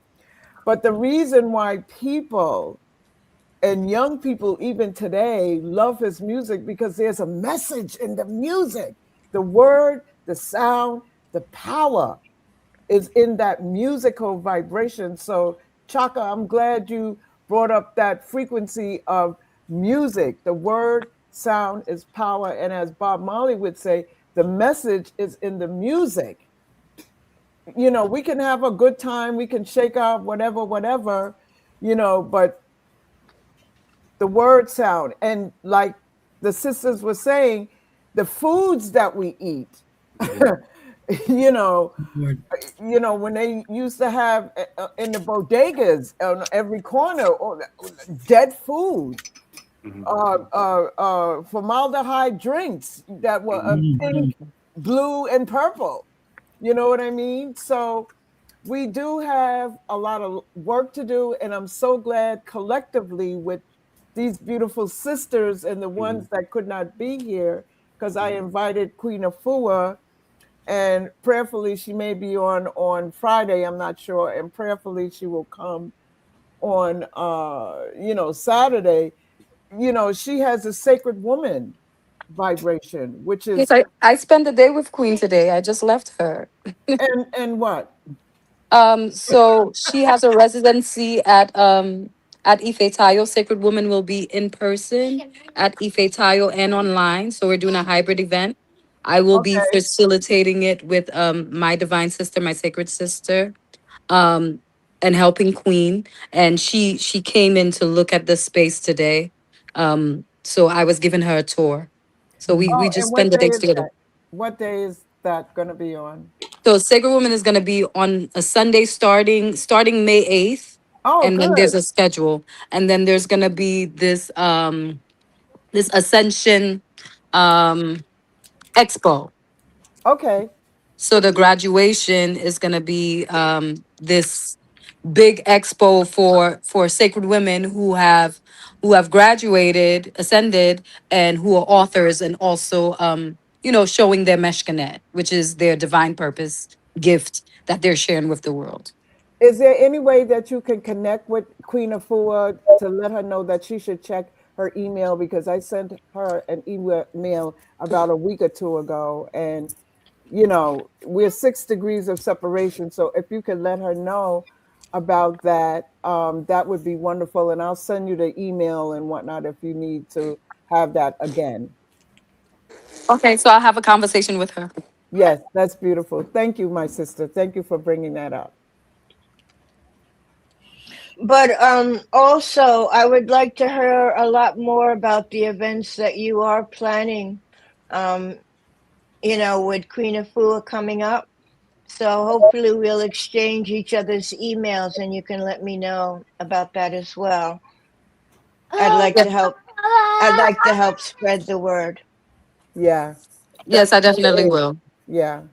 I'm working on the flyer and I should have it completed for we're doing a Mother's Day event on May 8th where we are introducing Queen Afua to Ife Tayo Space for her residency there. She will be doing a Sacred Womb workshop. So that's the most the latest or the most what's the word I'm looking for?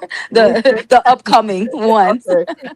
um, which is gonna be May 8th. Yes, but we'll be posting all the dates. So yeah, let's just exchange information. So we'll keep you up to date. And Catherine, you Excellent. will have her email, Shaka's email, because I'll be sending you all the emails for Friday. Okay, For that's Fridays, good. yeah. And since everyone is announcing stuff, I'm also on the a week away on the 9th, I think it is, but it's the Saturday following. I'm participating in a Qigong summit, Immortal Sisters of the Tao, where it's all women teachers and practitioners sharing the work. So hopefully people will get wind of that as well. Thank you. I want to bring attention now. Thank you, Kofunya, for your gracefulness. Shaka Sis, Catherine Davis, Abundance. Talk to us, please. Unmute my mic. This has been an amazing experience. I just enjoyed chatting with all of you and listening to all your perspectives. And it just feels really at home right now. But I have something coming up called Beyond Juneteenth. This is my 7th annual Egungun Festival, Ancestral Festival. And you're all invited. It's free. Now Ruby Selah will be performing. We have drumming. The Egungun will come out. Baba Wait, what about Ifakun. Shaka Sis though? What about Shaka Sis though? I didn't know you, sis. So now Ruby and I are like this. So, That's my so girl I too. will definitely keep you in mind. And we pay our artists because, we don't play around here. So my husband is performing. And what we're doing is a montage this year. We are recreating the Sinners montage because when we saw that in the film, I was like, are they watching us? Because this is what we do. Like, this is literally what we do. That's how So I this felt too. year, I said everybody just needs to come together. And so the first opening after we open up, and appease the ancestors, that's something we do, a community appeasement for ancestors. And so we have all the Egungun priests, myself, including online, so that, or not online, right there, so that if there's any messages that are coming from you in the audience, we are going to know, and we'll talk to you, and we'll use cola nuts to just, some yes or no questions. Usually Baba Ifa Kunle comes down. He's made like maybe 5 out of the 7. So I'm looking forward to him coming down. So I just really want to invite everybody to that. Like I said, it's free. It's at the Delaware Art Museum. So because it's at the Art Museum, these things are documented like forever. It's on the record. And of course, not only did I start Delaware's first vegan plant-based restaurant, this is Delaware's first Ancestral festival. So Nice. people always think I could literally be in ShopRite and people are like, oh my God, what are you doing here? And I'm like, I live in Delaware. People think I'm from New York because I've done so much stuff with, King Solomon Right. that I people thought you for was from New York. What? No, it's funny. I'm from Delaware. Okay. And so I'm really proud. So I would love to see my Delaware family come down. Like I said, it's free. And it's only like 4 hours. I don't drag it out. I just don't. I'm a full-time mom and grandmom running the mothership and things like that. So I'm excited. Please let Sister Kafunya, if you have any wishes, you can go to dropsquadkitchen.com and tell her what you want me to bring. Because some people, we really strive to do mostly gluten-free, alkaline, of course, non-soy free foods, but we really specialize in great things like ribs. Like a lot of people have that fried chicken, and just look at the website and tell the sisters what you want me to bring. And so I can, help curate the food for this event. I want you to do it according to your spirit. Oh, well, I've been brought the whole menu. Every time I come, I'm like, I have a whole plethora. So I really am not afraid to ask for help this time. So if anybody has any special requests, that is what my spirit is saying. Okay. Like I know you love the tuna, the pumpkin seed tuna. Yeah. King Simon likes the V steak, but I really don't want to, that's like junk food vegan. So I really just want to see what the sisters would be interested in. Just check it out and dropsquadkitchen.com, and the majority can win. So if you text Sister Kafunya what you would like from the menu, just, that's what I'll bring. You said it's Drop Kitchen? Remember Drop Squad, the movie?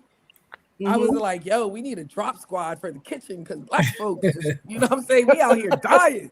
So I'm like, Drop Squad Kitchen, unapologetically healthy by any greens necessary. That's the brand. So yes, I love it. Kitchen.com. Yes. Thank you, Sister Abundance. Mother, medicine women, because all of you are medicine women.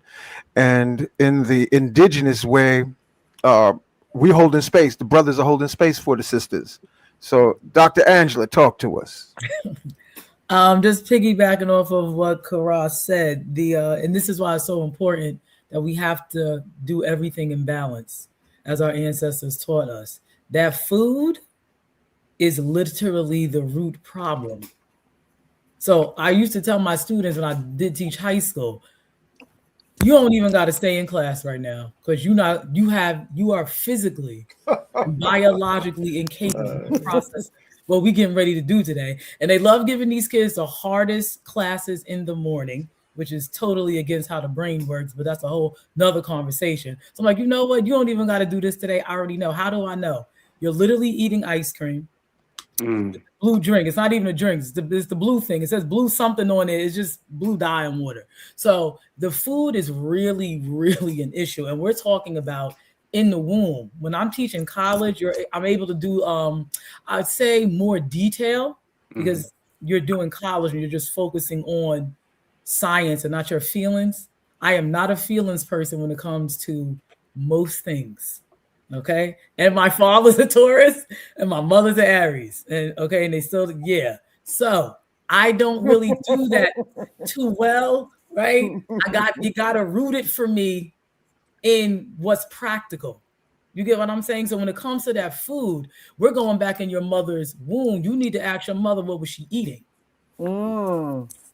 What were you eating when you was pregnant with me? And what was your mother eating? Because guess what? We carry our grandchildren, right? When we carry our children, right? So all of those years that whatever your mother was eating, because remember, women are different as far as how our genetics come into being, that quantum collapse, right? So women, 7 million eggs by the time we're 3 months in the mother, by the time we're born, they're all gone. Our eggs are really already dying at the time of birth. So now let's quantify that with your mother was eating crap, you eat crap. Because every time I ask somebody, are they eating healthy? And then they tell me what they eat, it's not happening. That's 90% of the time, right? So you got to quantify that. That's why I love Abundance Child with the food, right? You got to quantify that. What were you eating all the time? You barely even drink the right amount of water you're supposed to be drinking. And then we wonder why our children, all of these slow, and I say it because this is what it is. I know people don't like it, but it's a reality. Our children are slow. They are intellectually slow. They are not academically and intellectually where they should be.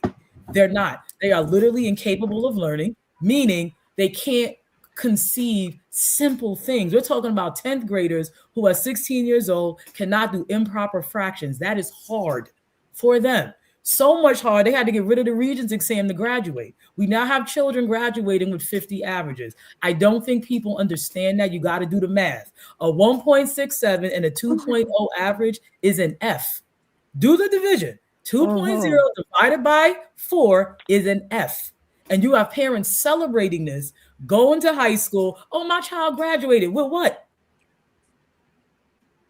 Well, what? I don't even know what we're celebrating right now. So that food is really it bulks their ability to learn. And then you got to deal with the emotional side, whatever they're dealing with at home. That's a whole nother issue. But that food is really the base. So this is why I really get on health a lot, because the women, we the doctors of the family.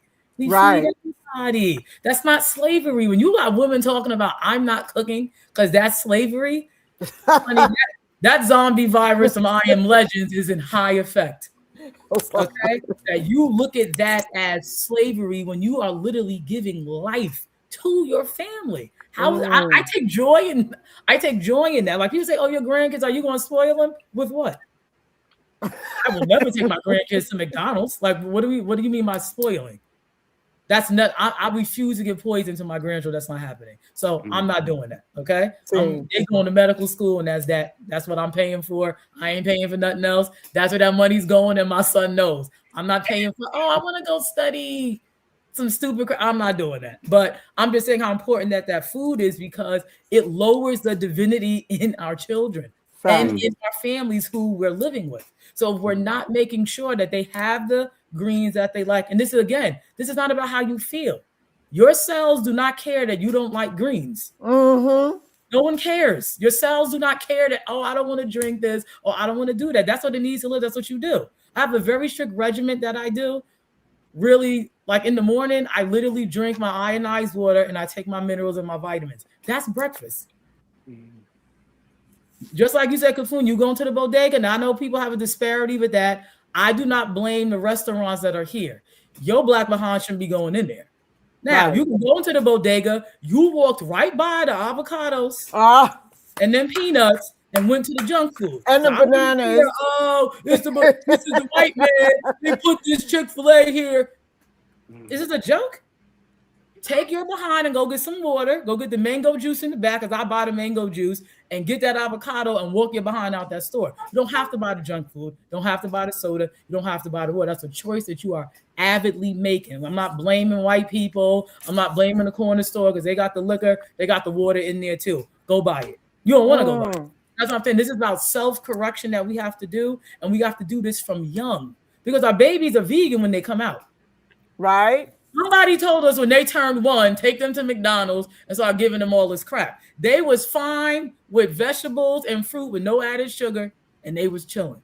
And breast milk to our babies before they're born with what we give them as far as genetic viability. As I tell my students all the time, especially the nursing students I have now, even if you don't want children right now, you're gonna want them later, and don't wait too long, because your eggs been dying since you was born. Don't play that feminist game with your. See, we got to follow nature, which we don't like doing, and that's the problem.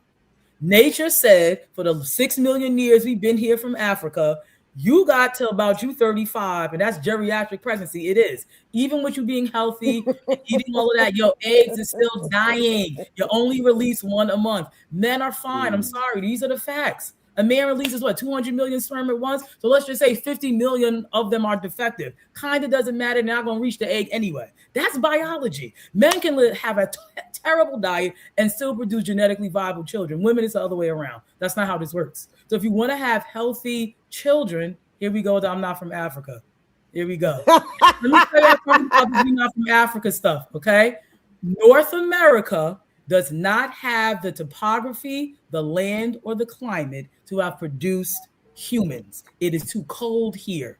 All of the vegetation, all of the animals came from the motherland. We planted the stuff here. Now, were we indigenous to everywhere we went? The answer is yes. But all them animals, all them seeds came from the motherland. It is too cold up here. We are too far north. This land cannot produce what the motherland did. But this, I'm not from Africa, but I digress. So what I'm saying is we have to make sure that our food is as viable as possible, because it really does make a difference in the access to our divinity and that power that we have that we're not using.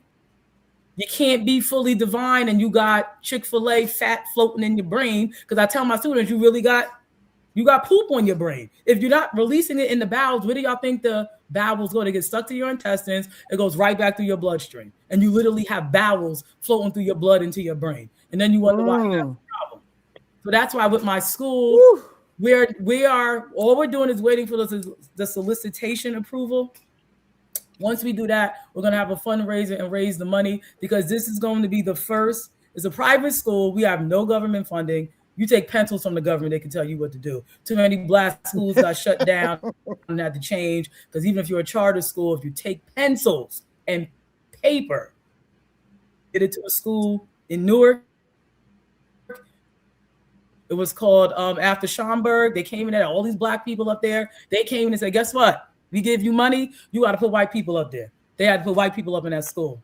That's not happening with me. So we're going to have this fundraiser, and this is the first neurobiological school for our children. We're going to follow nature. We're going to have gender separated classes. Girls and boys don't need to be together with most of their classes. I'm sorry, they don't. The way they learn, the way they think, they need to be separated, especially in gym. You can't have boys in heat in high school and girls in heat bending over. We're not doing that. So they're going to have their specials together. Their core academic courses will be separate, right? We're developing our curriculum, and it is neurologically and biologically based. There are no science classes at 9 a.m. Okay, they're going to have an eating schedule, vitamins, all of that's going to be included in the school. So we're making sure that the students have good health. It's a real gym. This ain't no, you just coming to school. No, it's a workout program. You could come in overweight. You're going to leave with a six-pack. I'm not playing. I'm not doing none of that. There you go. That's what we're doing, because we need to have our kids in our school under our authority, learning and living the way we need them to live, and they cannot do it in public school. So I'm excited about that, to contribute that to our family. But Abundance Child, what you do in the homeschool, we have to. These kids got to get out these schools. It's terrible. They can't, and it's not even the teacher. People blame the teacher. The teachers are really not the problem. They got to follow what the supervisor said and the government. The government said, I got to pass your child with a 50. I've been told them they failed. They said, nope, they passed. How many students graduated with zeros? They said, oh, we're overriding you. We know you are. It's not even the teachers. They're mandated to do this stuff in public school. Teachers don't want to pass y'all because you failed, but they have no choice. They got to follow this curriculum, or they get fired. They can't do this. It's too much. It's a lot. So that's why we definitely got to have more of our own schools, so we can raise this divinity in our babies when they're young. Because it's hard when you get them in high school. It's almost over. We need them when they're real young, before the age of 7. Yeah. Ashe. Wow, that's Thank so you, beautiful. Doc. Thank you. Shaka Sis, this is the last round. We're going to have Shaka Sis speak, Catherine Davis, and then Duke close it out for us. We're coming up on 2 hours. Do I get to speak again too? Yes. If you'd like. I would love to. All right. Me too. Okay, so we know you want to speak, Kafunya. Okay. We're going to just let it flow. Yes. Okay. Go ahead. I'm gonna vet you back off of what the sister was just sharing in regards to the food.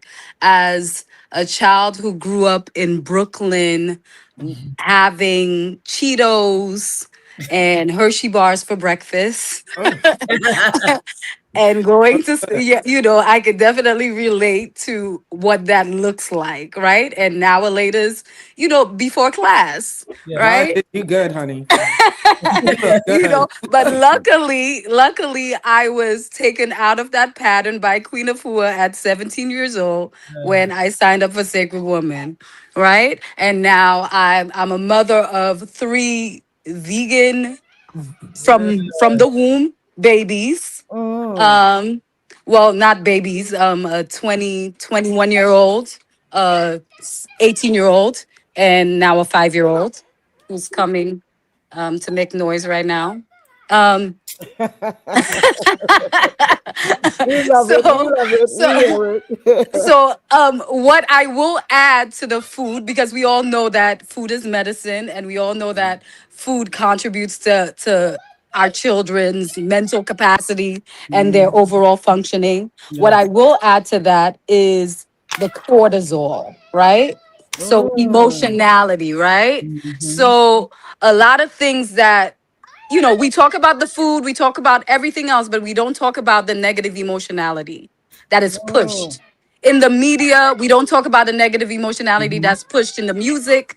It's okay to be sad. It's okay to be angry. It's okay to be depressed. They're being bombarded with all of these negative emotionalities on. Is he very loud?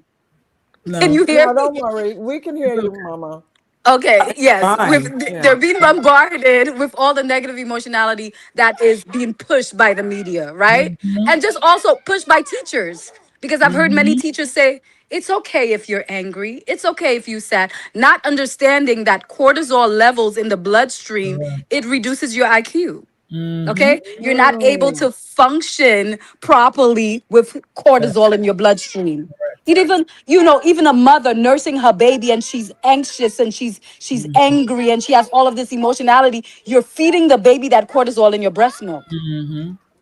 So we have to be very conscious of our emotionality. That's why, I stay on a joy vibration, right? Not that these negative emotions don't visit me, but I transmutate those Mhm. negative emotions and bring myself to a state of peace. If I can't be happy or joyful about something, I'm peaceful about it because I Mm. understand that I can't change it. Mhm. However, the goal is to ultimately go back to a state of joy, Yes. right? Yes. So for me, we have to start teaching our children this. This is important. This is why I teach children this in my rites of passage program. They have to learn how to regulate their emotions because at the end of the day, your emotions are part of what makes you unhealthy and what ages you. Cortisol ages you. Correct. Yeah. So we have to start early.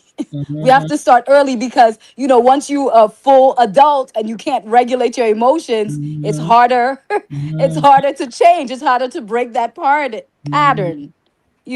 But when you start when they're young, you can see they deal with life situations and challenges, and I call these challenges opportunities for you to show who you are, Mhm. right? Which is God, which is goddess, right? You walking in that light all the time, things may come your way and try to break you, and things may come your way and try to block you. However, Mm. you focus on the peace when those things come, and Mm. then when you can celebrate for your triumphs, you bring the joy, right? So Ashe. yeah, so let's start teaching our children this. And that's what I put in my music. That's what I put in my poetry. That's what I teach, my students. That's what I teach my children. And I think that a lot of people need to get on board and getting out of this West, because it's very Western. It's very Western to say emotionality is okay. Negative emotionality is okay. Testify, sister. Testify. It's very Western. We've Yeah. adapted, and we've adapted to their ways of being, their ways of thinking, and it's like, Everything. oh, this is normal. It's Yeah. not normal, because Mhm. if it was normal, you wouldn't get sick from doing it. Ah.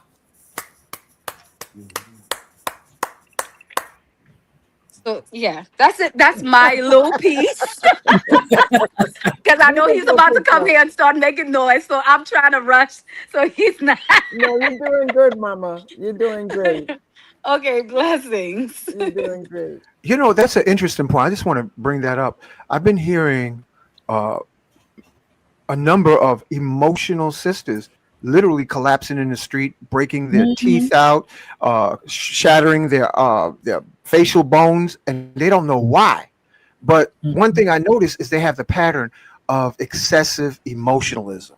Mhm. I'm not doing a study or research or analysis, but what you just brought up connected the dots. Thank you, Shaka sis. Mhm. No problem. Blessings. Catherine, talk to us. Hi. Well, I just tried to upload the visual. Can you see it in the Oh, room? we got that covered, but we'll bring it up Oh, anyway, okay. and then you can talk, Okay. speak about it.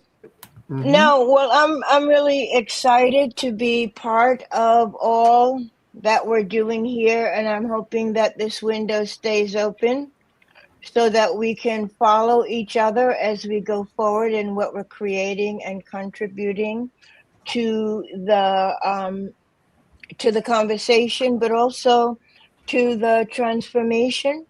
And I know that we've spoken a lot about children, and that's super important.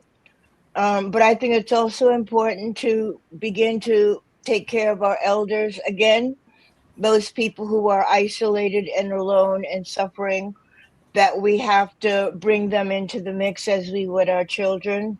And most importantly, for many of us and many people who are tuning in, is to heal ourselves, to give ourselves the attention that we require to be able to thrive. Yeah, we're nurturers, but we often forget to nurture ourselves, to nurture our bodies, and to nurture our own spirit. So I hope that weaves into the whole conversation as we go forward.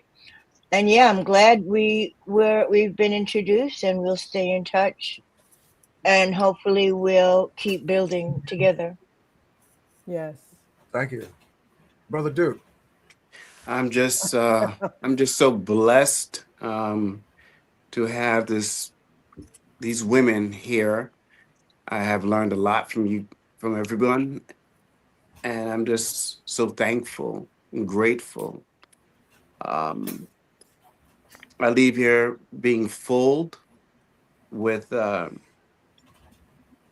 energy, emotions, and I just want to say thank you to everyone. Thank you for being here tonight, and thank you for being a part of Saturday that's coming, May 2nd.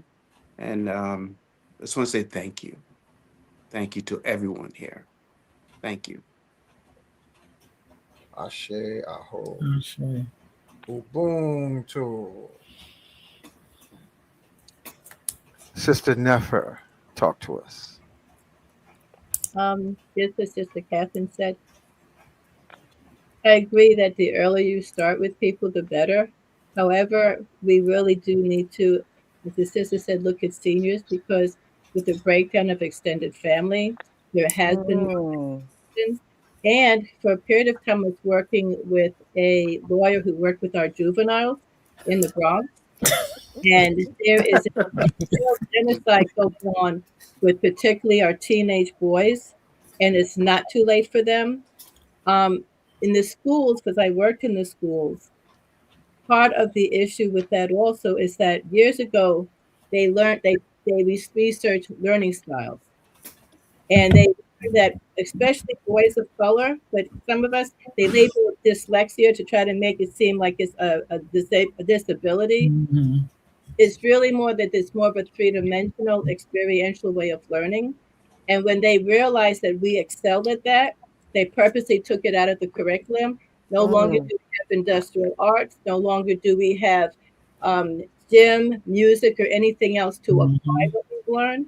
So it's not that there's something wrong with their brain all the time. It's something wrong with the way they're being taught. And Dr. Morton, that yes, after Bloomsburg became mayor and bought the Miseducation Plantation, they had all children left behind because they now micromanage the teachers. So to educate, they had to teach at them.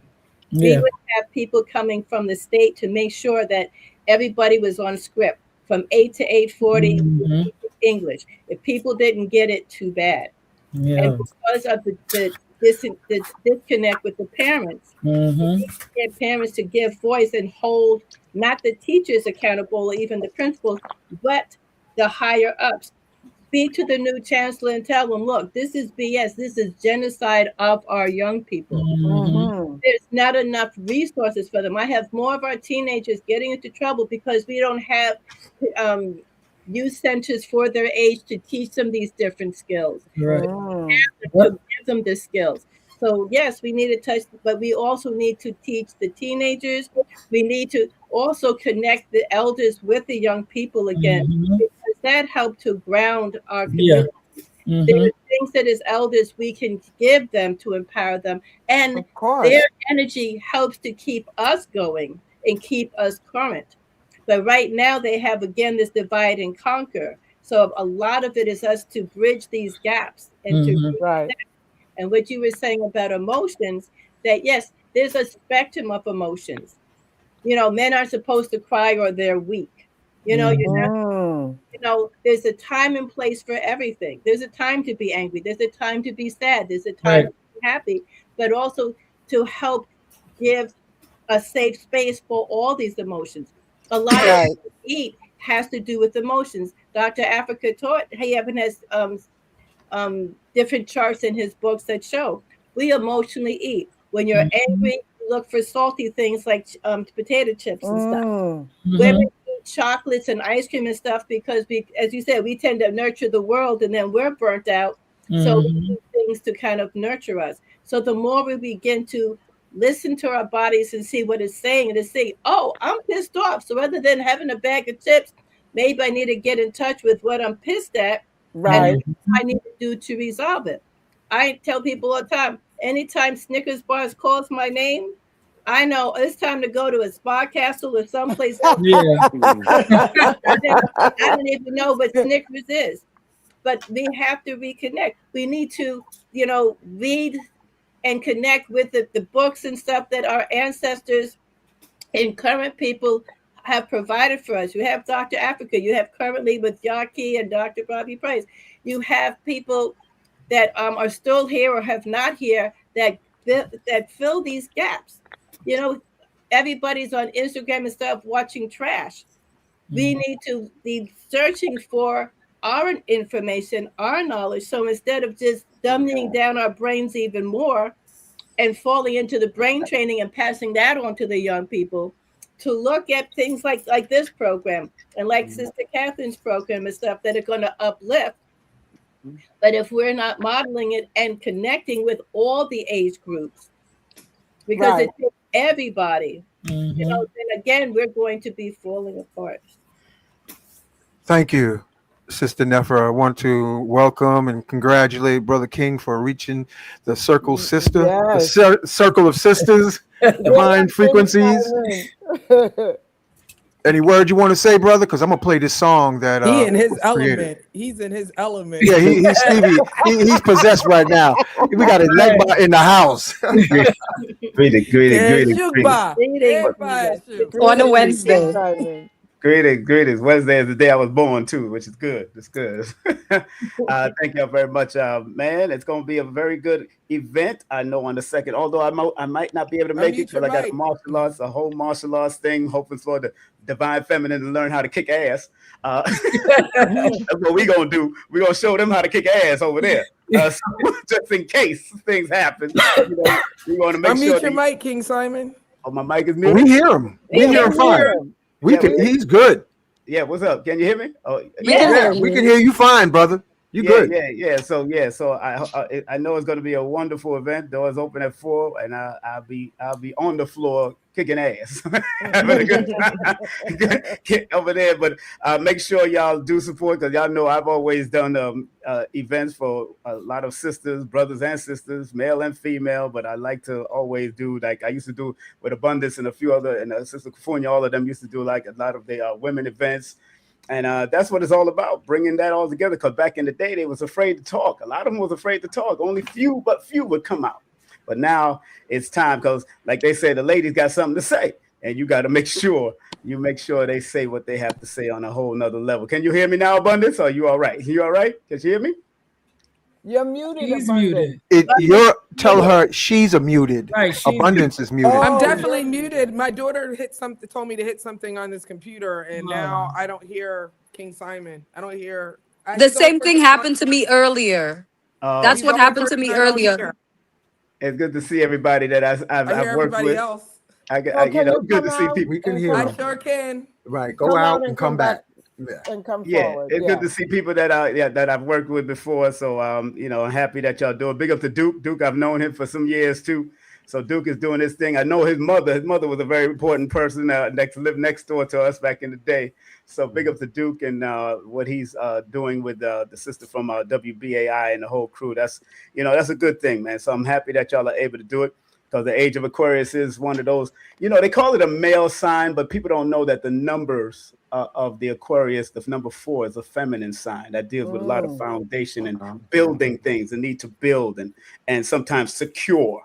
It's all about securing things. So there's a duality with the Aquarius because the air signs and the fire signs are usually known as the male signs, and the earth signs and the water signs are known as the feminine signs. So now we gotta know what that's what astronumerology is so important with Lloyd Strayhorn and finding that balance, not just saying, oh, it's women, and not saying it's men. Now you know where the balance is, where men are supposed to support the divine feminine, not pervertedly, not disrespectfully, but on another level.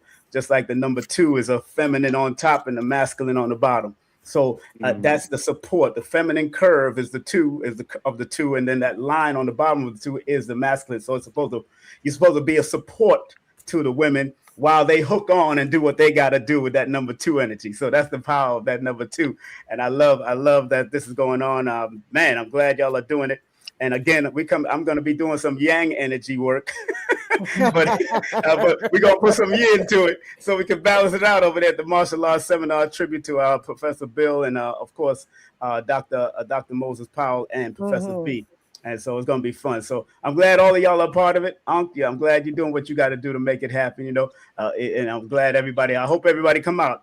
So, what time is going to start? Let them know what time and where it's going to be. 5 p.m. 5 p.m. The doors are at 4.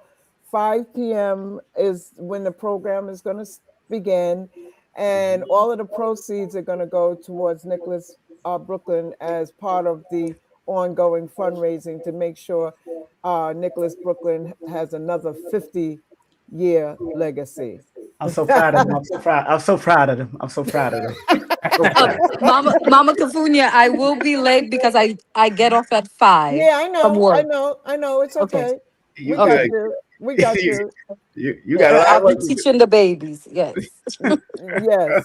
So, King Simon, how do people find out about your martial arts event if they want to? Oh, they could go to studymartialarts.com. Studymartialarts.com. That dojo is owned by Professor Bill, Grandmaster Chief Professor Bill, one of the chief. But they're doing a tribute to Professor V, the Grand Supreme Grandmaster Professor V, and Dr. Moses Powell.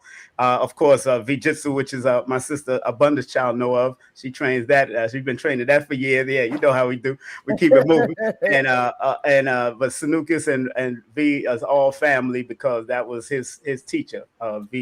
Visitation was his teacher. So Professor, I got a chance to meet him. Very humbled Asian, Filipino brother.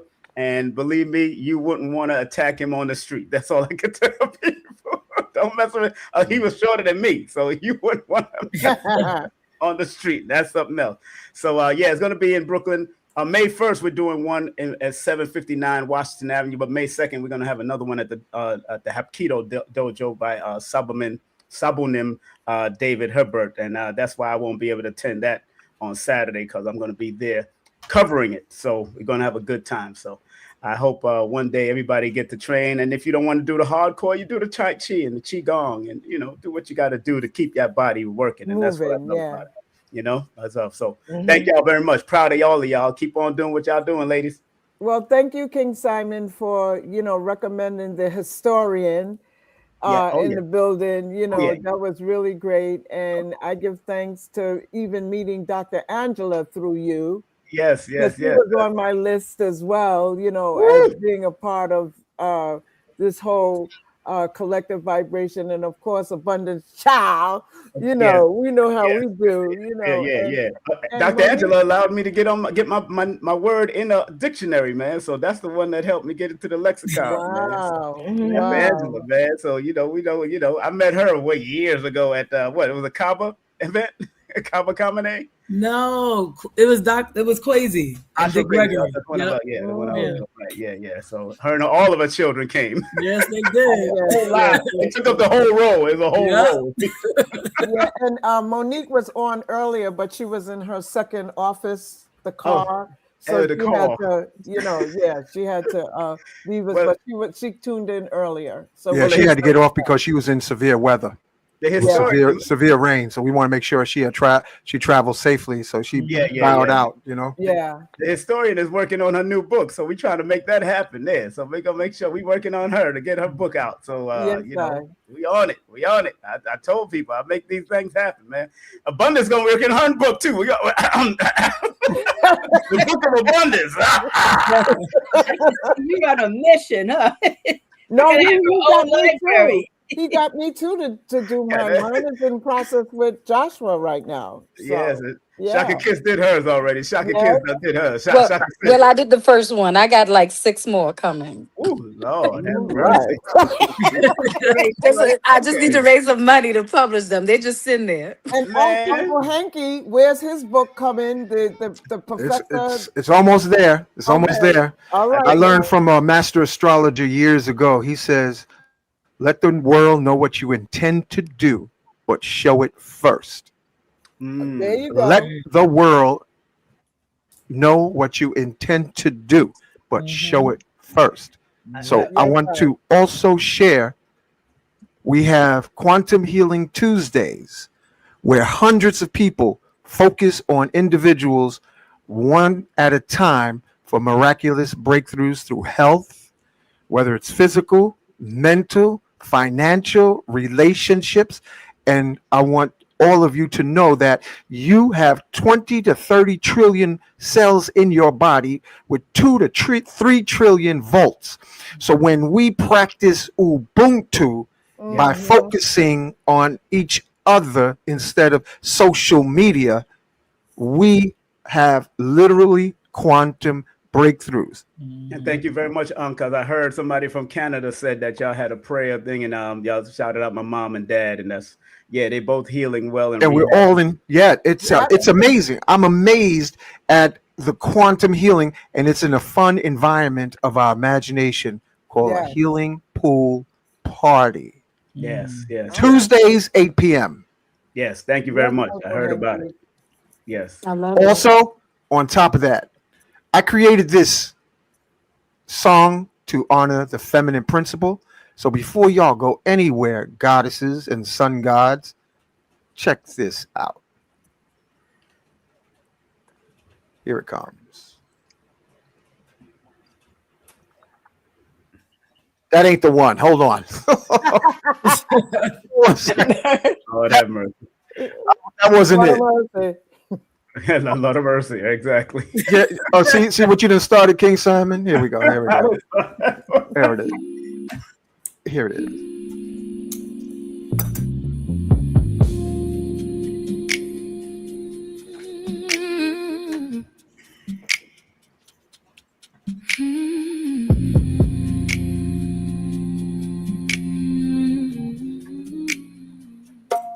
From womb of earth, where waters gleam, women gather in sacred steam. From Africa's soil to temples of jade, ancient hands knew the healing they made. With herbs and fire, with breath so slow, they opened the path where life would flow.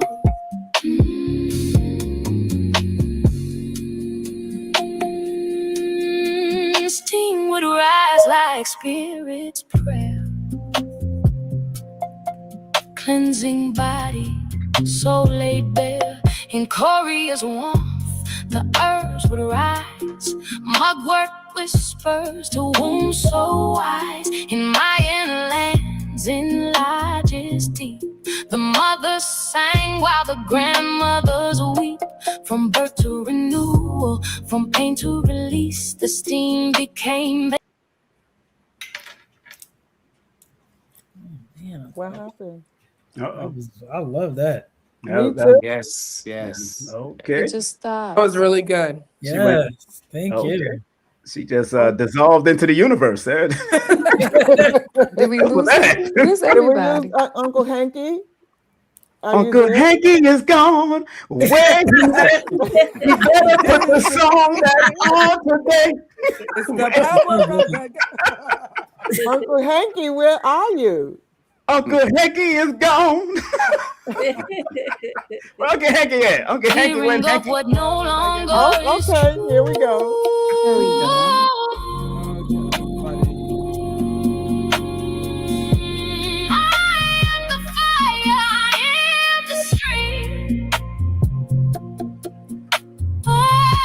Are we back?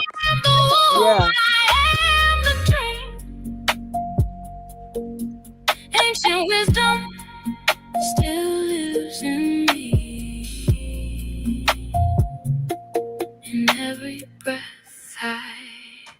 set it free.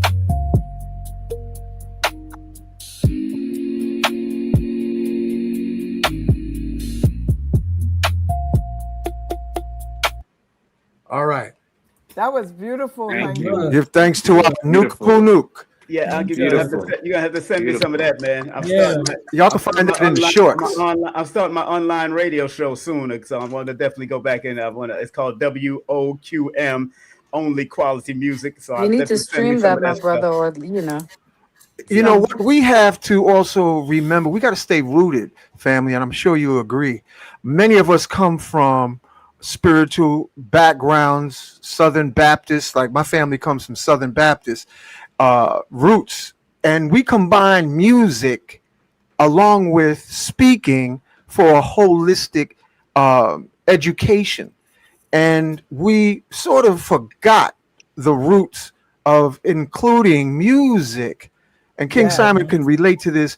Even in radio, they combine in interviews with music. Yes. And we got to overlap.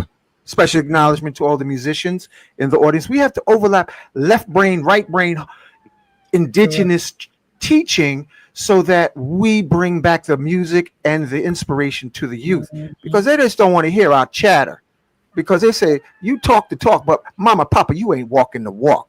So when you give them the music, we can talk from here to sun up, but if you put it to music, that's the real entrainment.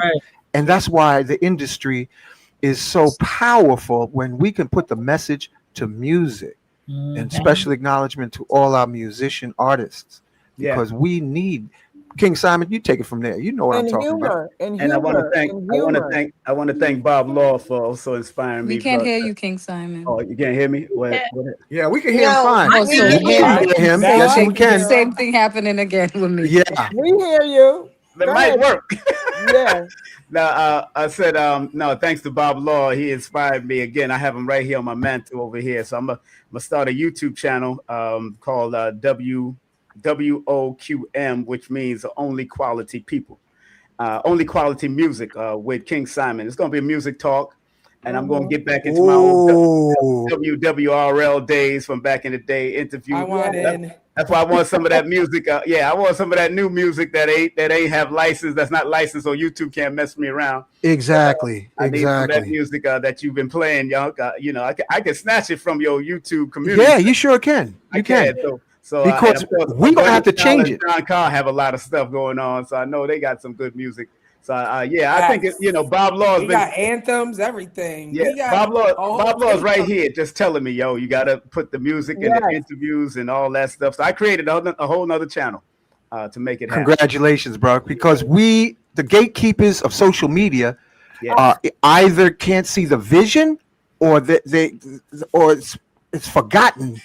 And I'm putting up your flyer, King Simon, right now. I just sent it to you. Yeah, I'm going to put it up right now. Just give me a second. I'm using one of these old school Macs, this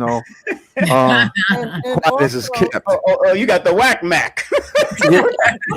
You gotta smack that whack Mac.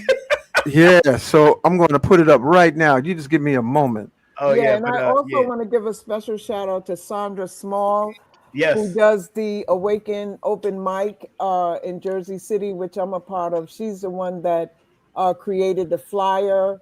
Yes. I gave her the words and everything, and she put it together very well. So I want to give a special shout out to her because beautiful. Thank you. And early today, I interviewed the Harold Dow from the Dow twins, man. Oh, man. He took us back to Leviticus, to Justine. She took us back to Copacabana. He took us back to all these Manhattan proper, all these places that he used to do these parties with. Frankie Crocker. He sent me pictures with Frankie Crocker. God bless Frankie Crocker. Everybody. So that's my new flyer for it. Wow. And that's the YouTube channel. WOQM with Simon Templar. I'm gonna bring Simon Templar back. That's what he used to call me. And that is so needed, Brother King. Yeah, I'm gonna do it again. Make the shifts. Because the timelines. It's the quality of music that's a reflection of the community and society. Yes. And the big record gangsters hijacked our music. that was so powerful, the original hip hop, the love music. Yeah. They hijacked it intentionally for the prison industrial Yes. Of course. track to take our youth into the prison system through the music. The This is real. pipeline. Yep. Right. Right. So That's- big salutation. You got my support over here, brother. Man, I'm definitely gonna start promoting this. It's not a big channel yet, but it will grow. I already know. It'll grow. Planting a seed, my brother. Yeah, And we're gonna so- water it like in your song. Yes, yes, and I'm not even it's gonna be I'm not even monetizing. I just want people to hear good music, man. I just want people to really just remember what we used to do on radio back in the day. So y'all start hearing that night talk type of that quiet storm. Quiet storm. And that's what's needed. It's the music that will literally save our people. Yes. It will save our youth. It will be the hypnotic, trans-inducing, alkaline promoting, yes, self-appreciation and self-worthiness is going to save our youth. And we got to teach the mothers, because if a car coming out of a factory has faults, the first thing you say, well, who made the car? What company did you buy that car from? Is that an American car or is it a Japanese car? So you got to go back to the mothers, because they're the ones manufacturing the future and the children. So that's why Prophet Noble Drew Ali show lifting the woman out of the waters of chaos. That's right. So I really appreciate Dealer Nation. Exactly. I really appreciate the message from Dr. Angela saying we got to do our shadow work. Everything ain't peaches and cream. We got to do the message from Abundance Child, Shaka Sis, Catherine Davis, Sister Nefer. It isn't all peaches and cream, but in the studies of water and crystals, when you chant, that's the only gift we have left, family, is the spoken word and our music. Our acoustics will be the saving ball in this experience. And yes, I will cast an acoustical spell and say, I don't even like the word queen. I prefer the word goddess. God is goddess. And it will create structured atomic perfection on the plasma of the bloodstream. So we are creating hypnotic states all the time. It will either be alkaline promoting or it'll be acid degradation. So yeah, even though they look like they didn't use enough toilet paper, call them a goddess and a god anyway. Because I relate to you. I don't disagree with you at all, Dr. Angela. You know, Uncle Hanky, daylight and darkness. They need the reminder because they forgot who they are. They need the reminder. And someone in the chat wants you to put the music so they can. It's on my YouTube shorts, and it's also in my YouTube playlist. Can you put it in the chat for them? No. The link? No, they can go to, we're on my YouTube channel now. So all you have to do is go to the playlist. There's 3 albums. You want me to put all those in the chat, Kafunya? It's not me, Uncle Hanky. Well, I'm telling you because you're the messenger. Folks, family, go to playlist on this YouTube channel. Exactly. You know, that's where the mother coddles the children. That's an example. Oh, can you, Big Daddy, can you put all of it there for the children? Big Daddy says, go there and look yourself. You'll see it. I know. I had to tell my son's mother that the other day. Stop doing that. That's the problem. I busted up my knee when I was a child on my bicycle. Mommy be like, oh, get off the bicycle. It's not good for your knee. You're bleeding down your shin. My papa told me, he said, get back on that bike and ride down.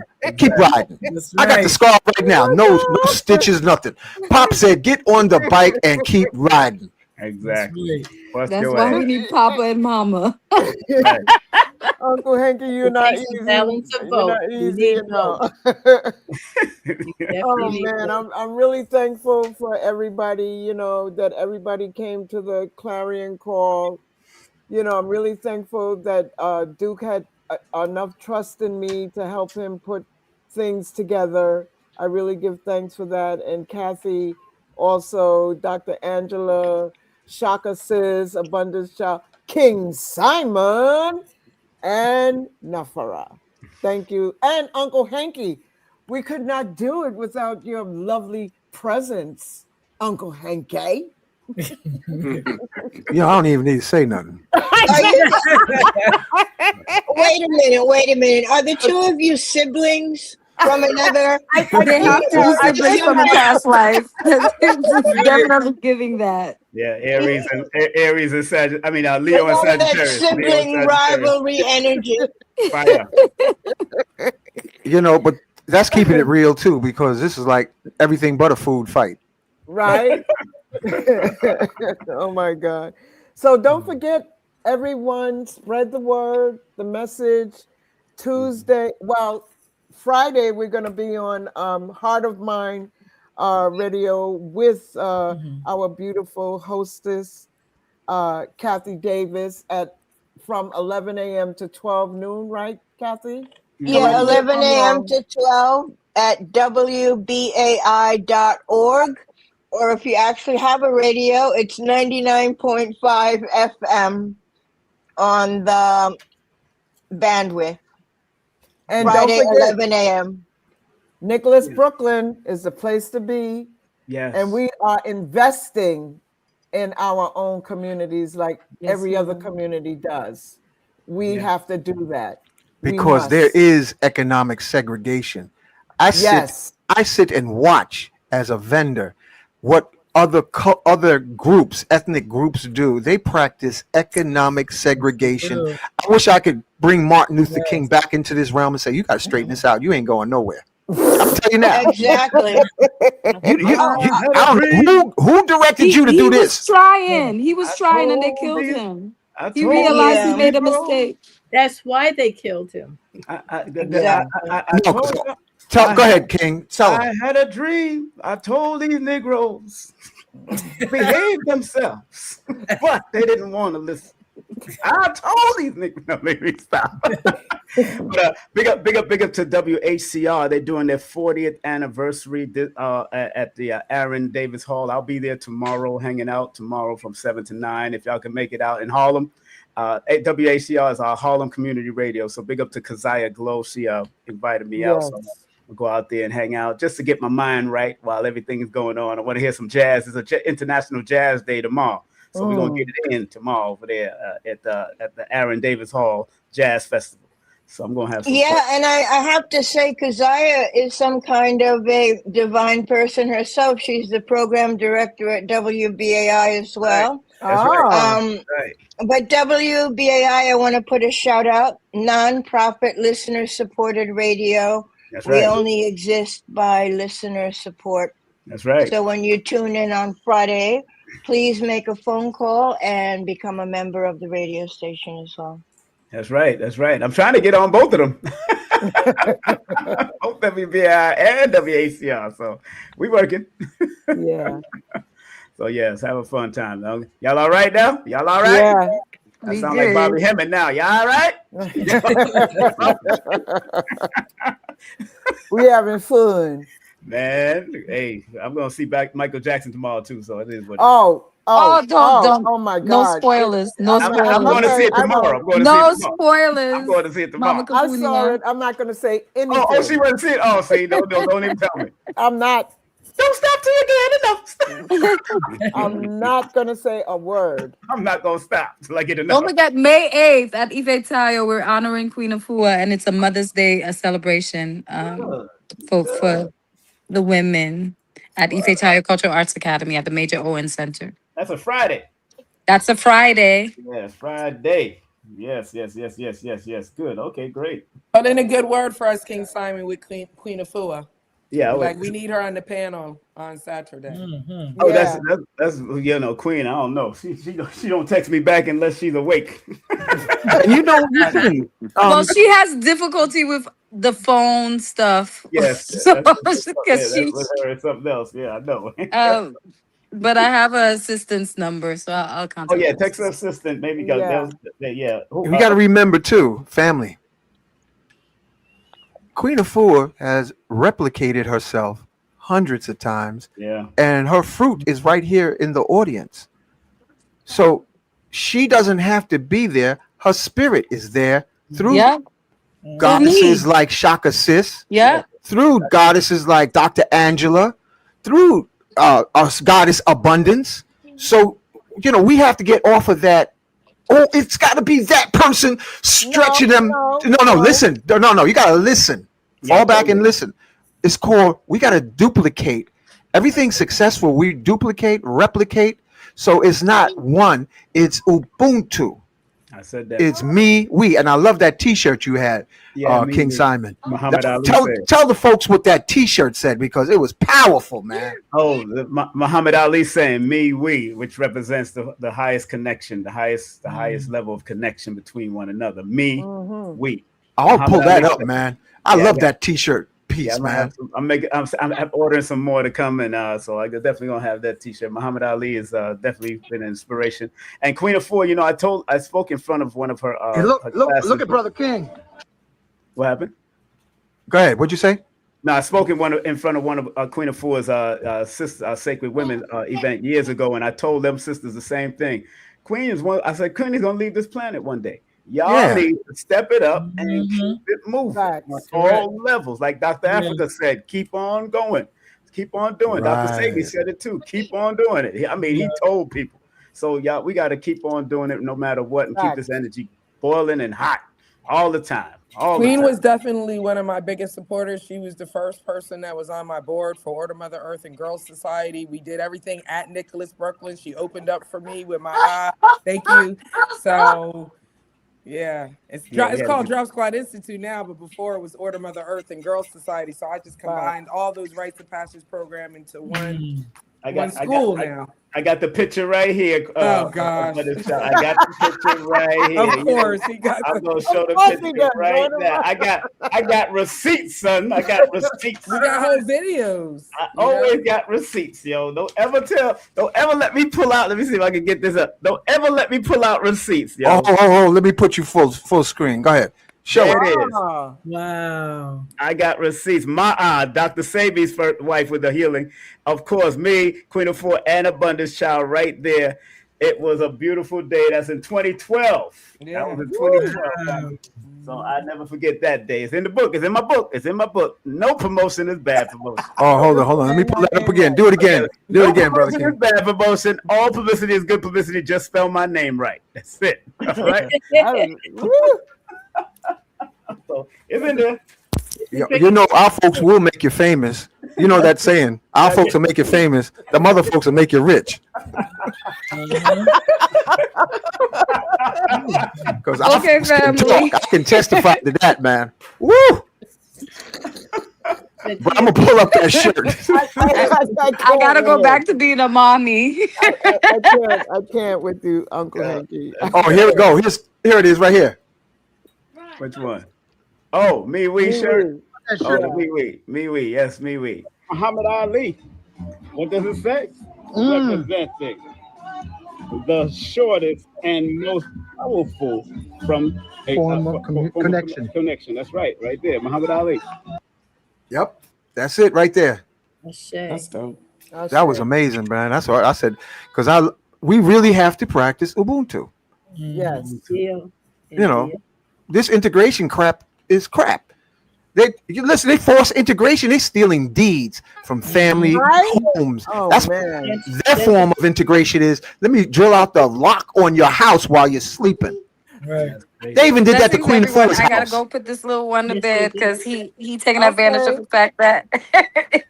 Thank you for being here. We need to do this once a season. Once a season. Let's have this happen, Duke Ra. Yes. You're right. Gentrification isn't new. They've been doing it in different forms from the time we've tried to integrate. And you're right. We're better off doing our own, but then they burn us down like Black Wall Street stuff. So it's which way do you want to go?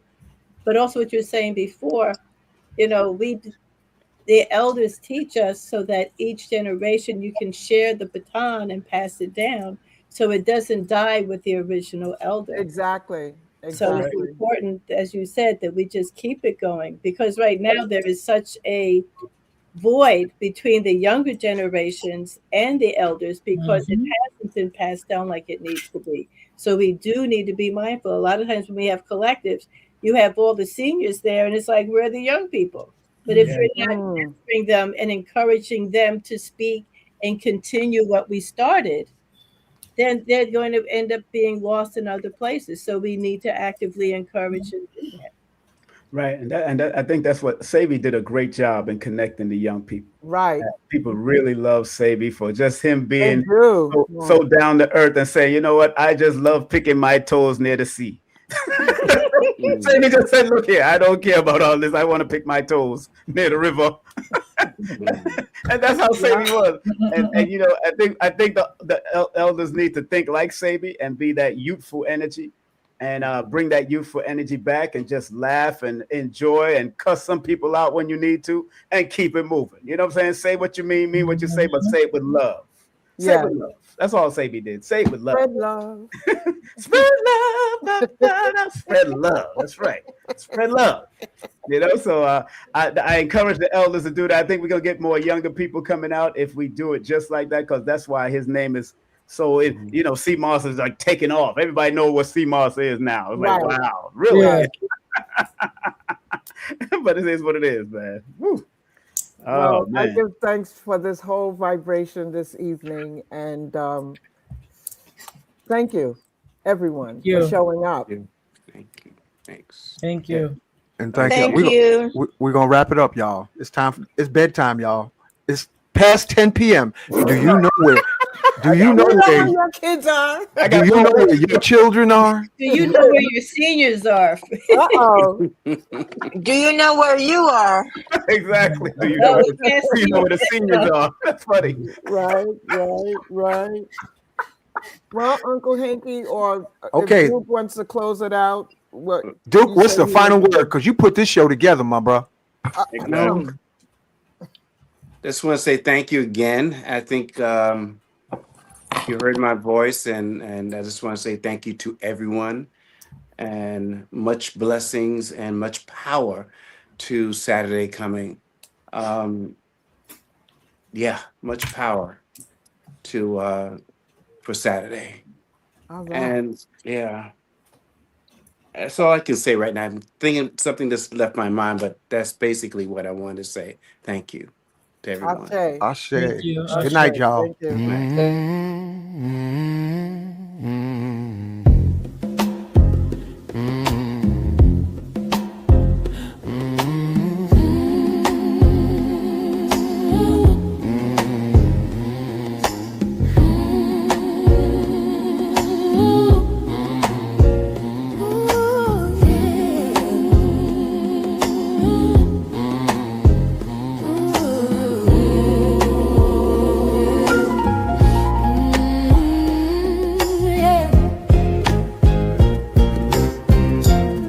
They say humming is good for you.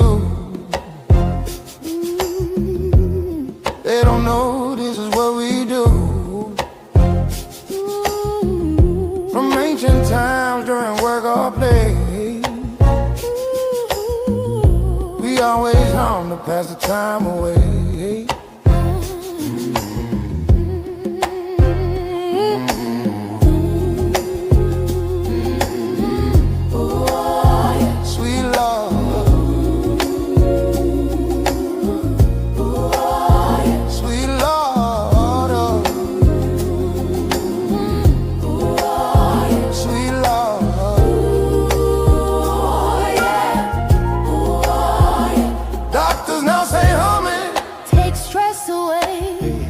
My troubled mind takes my worries away. Brings peace to my soul, hope for better days. Oh,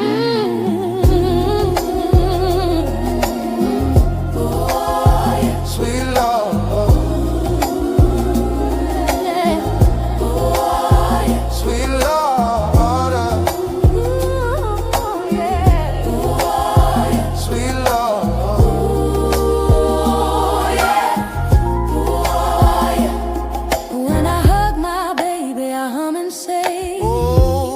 So good. Just let me stay, even though you're far away. I close my eyes, I feel your warm embrace. My imagination flies far away to your smiling face.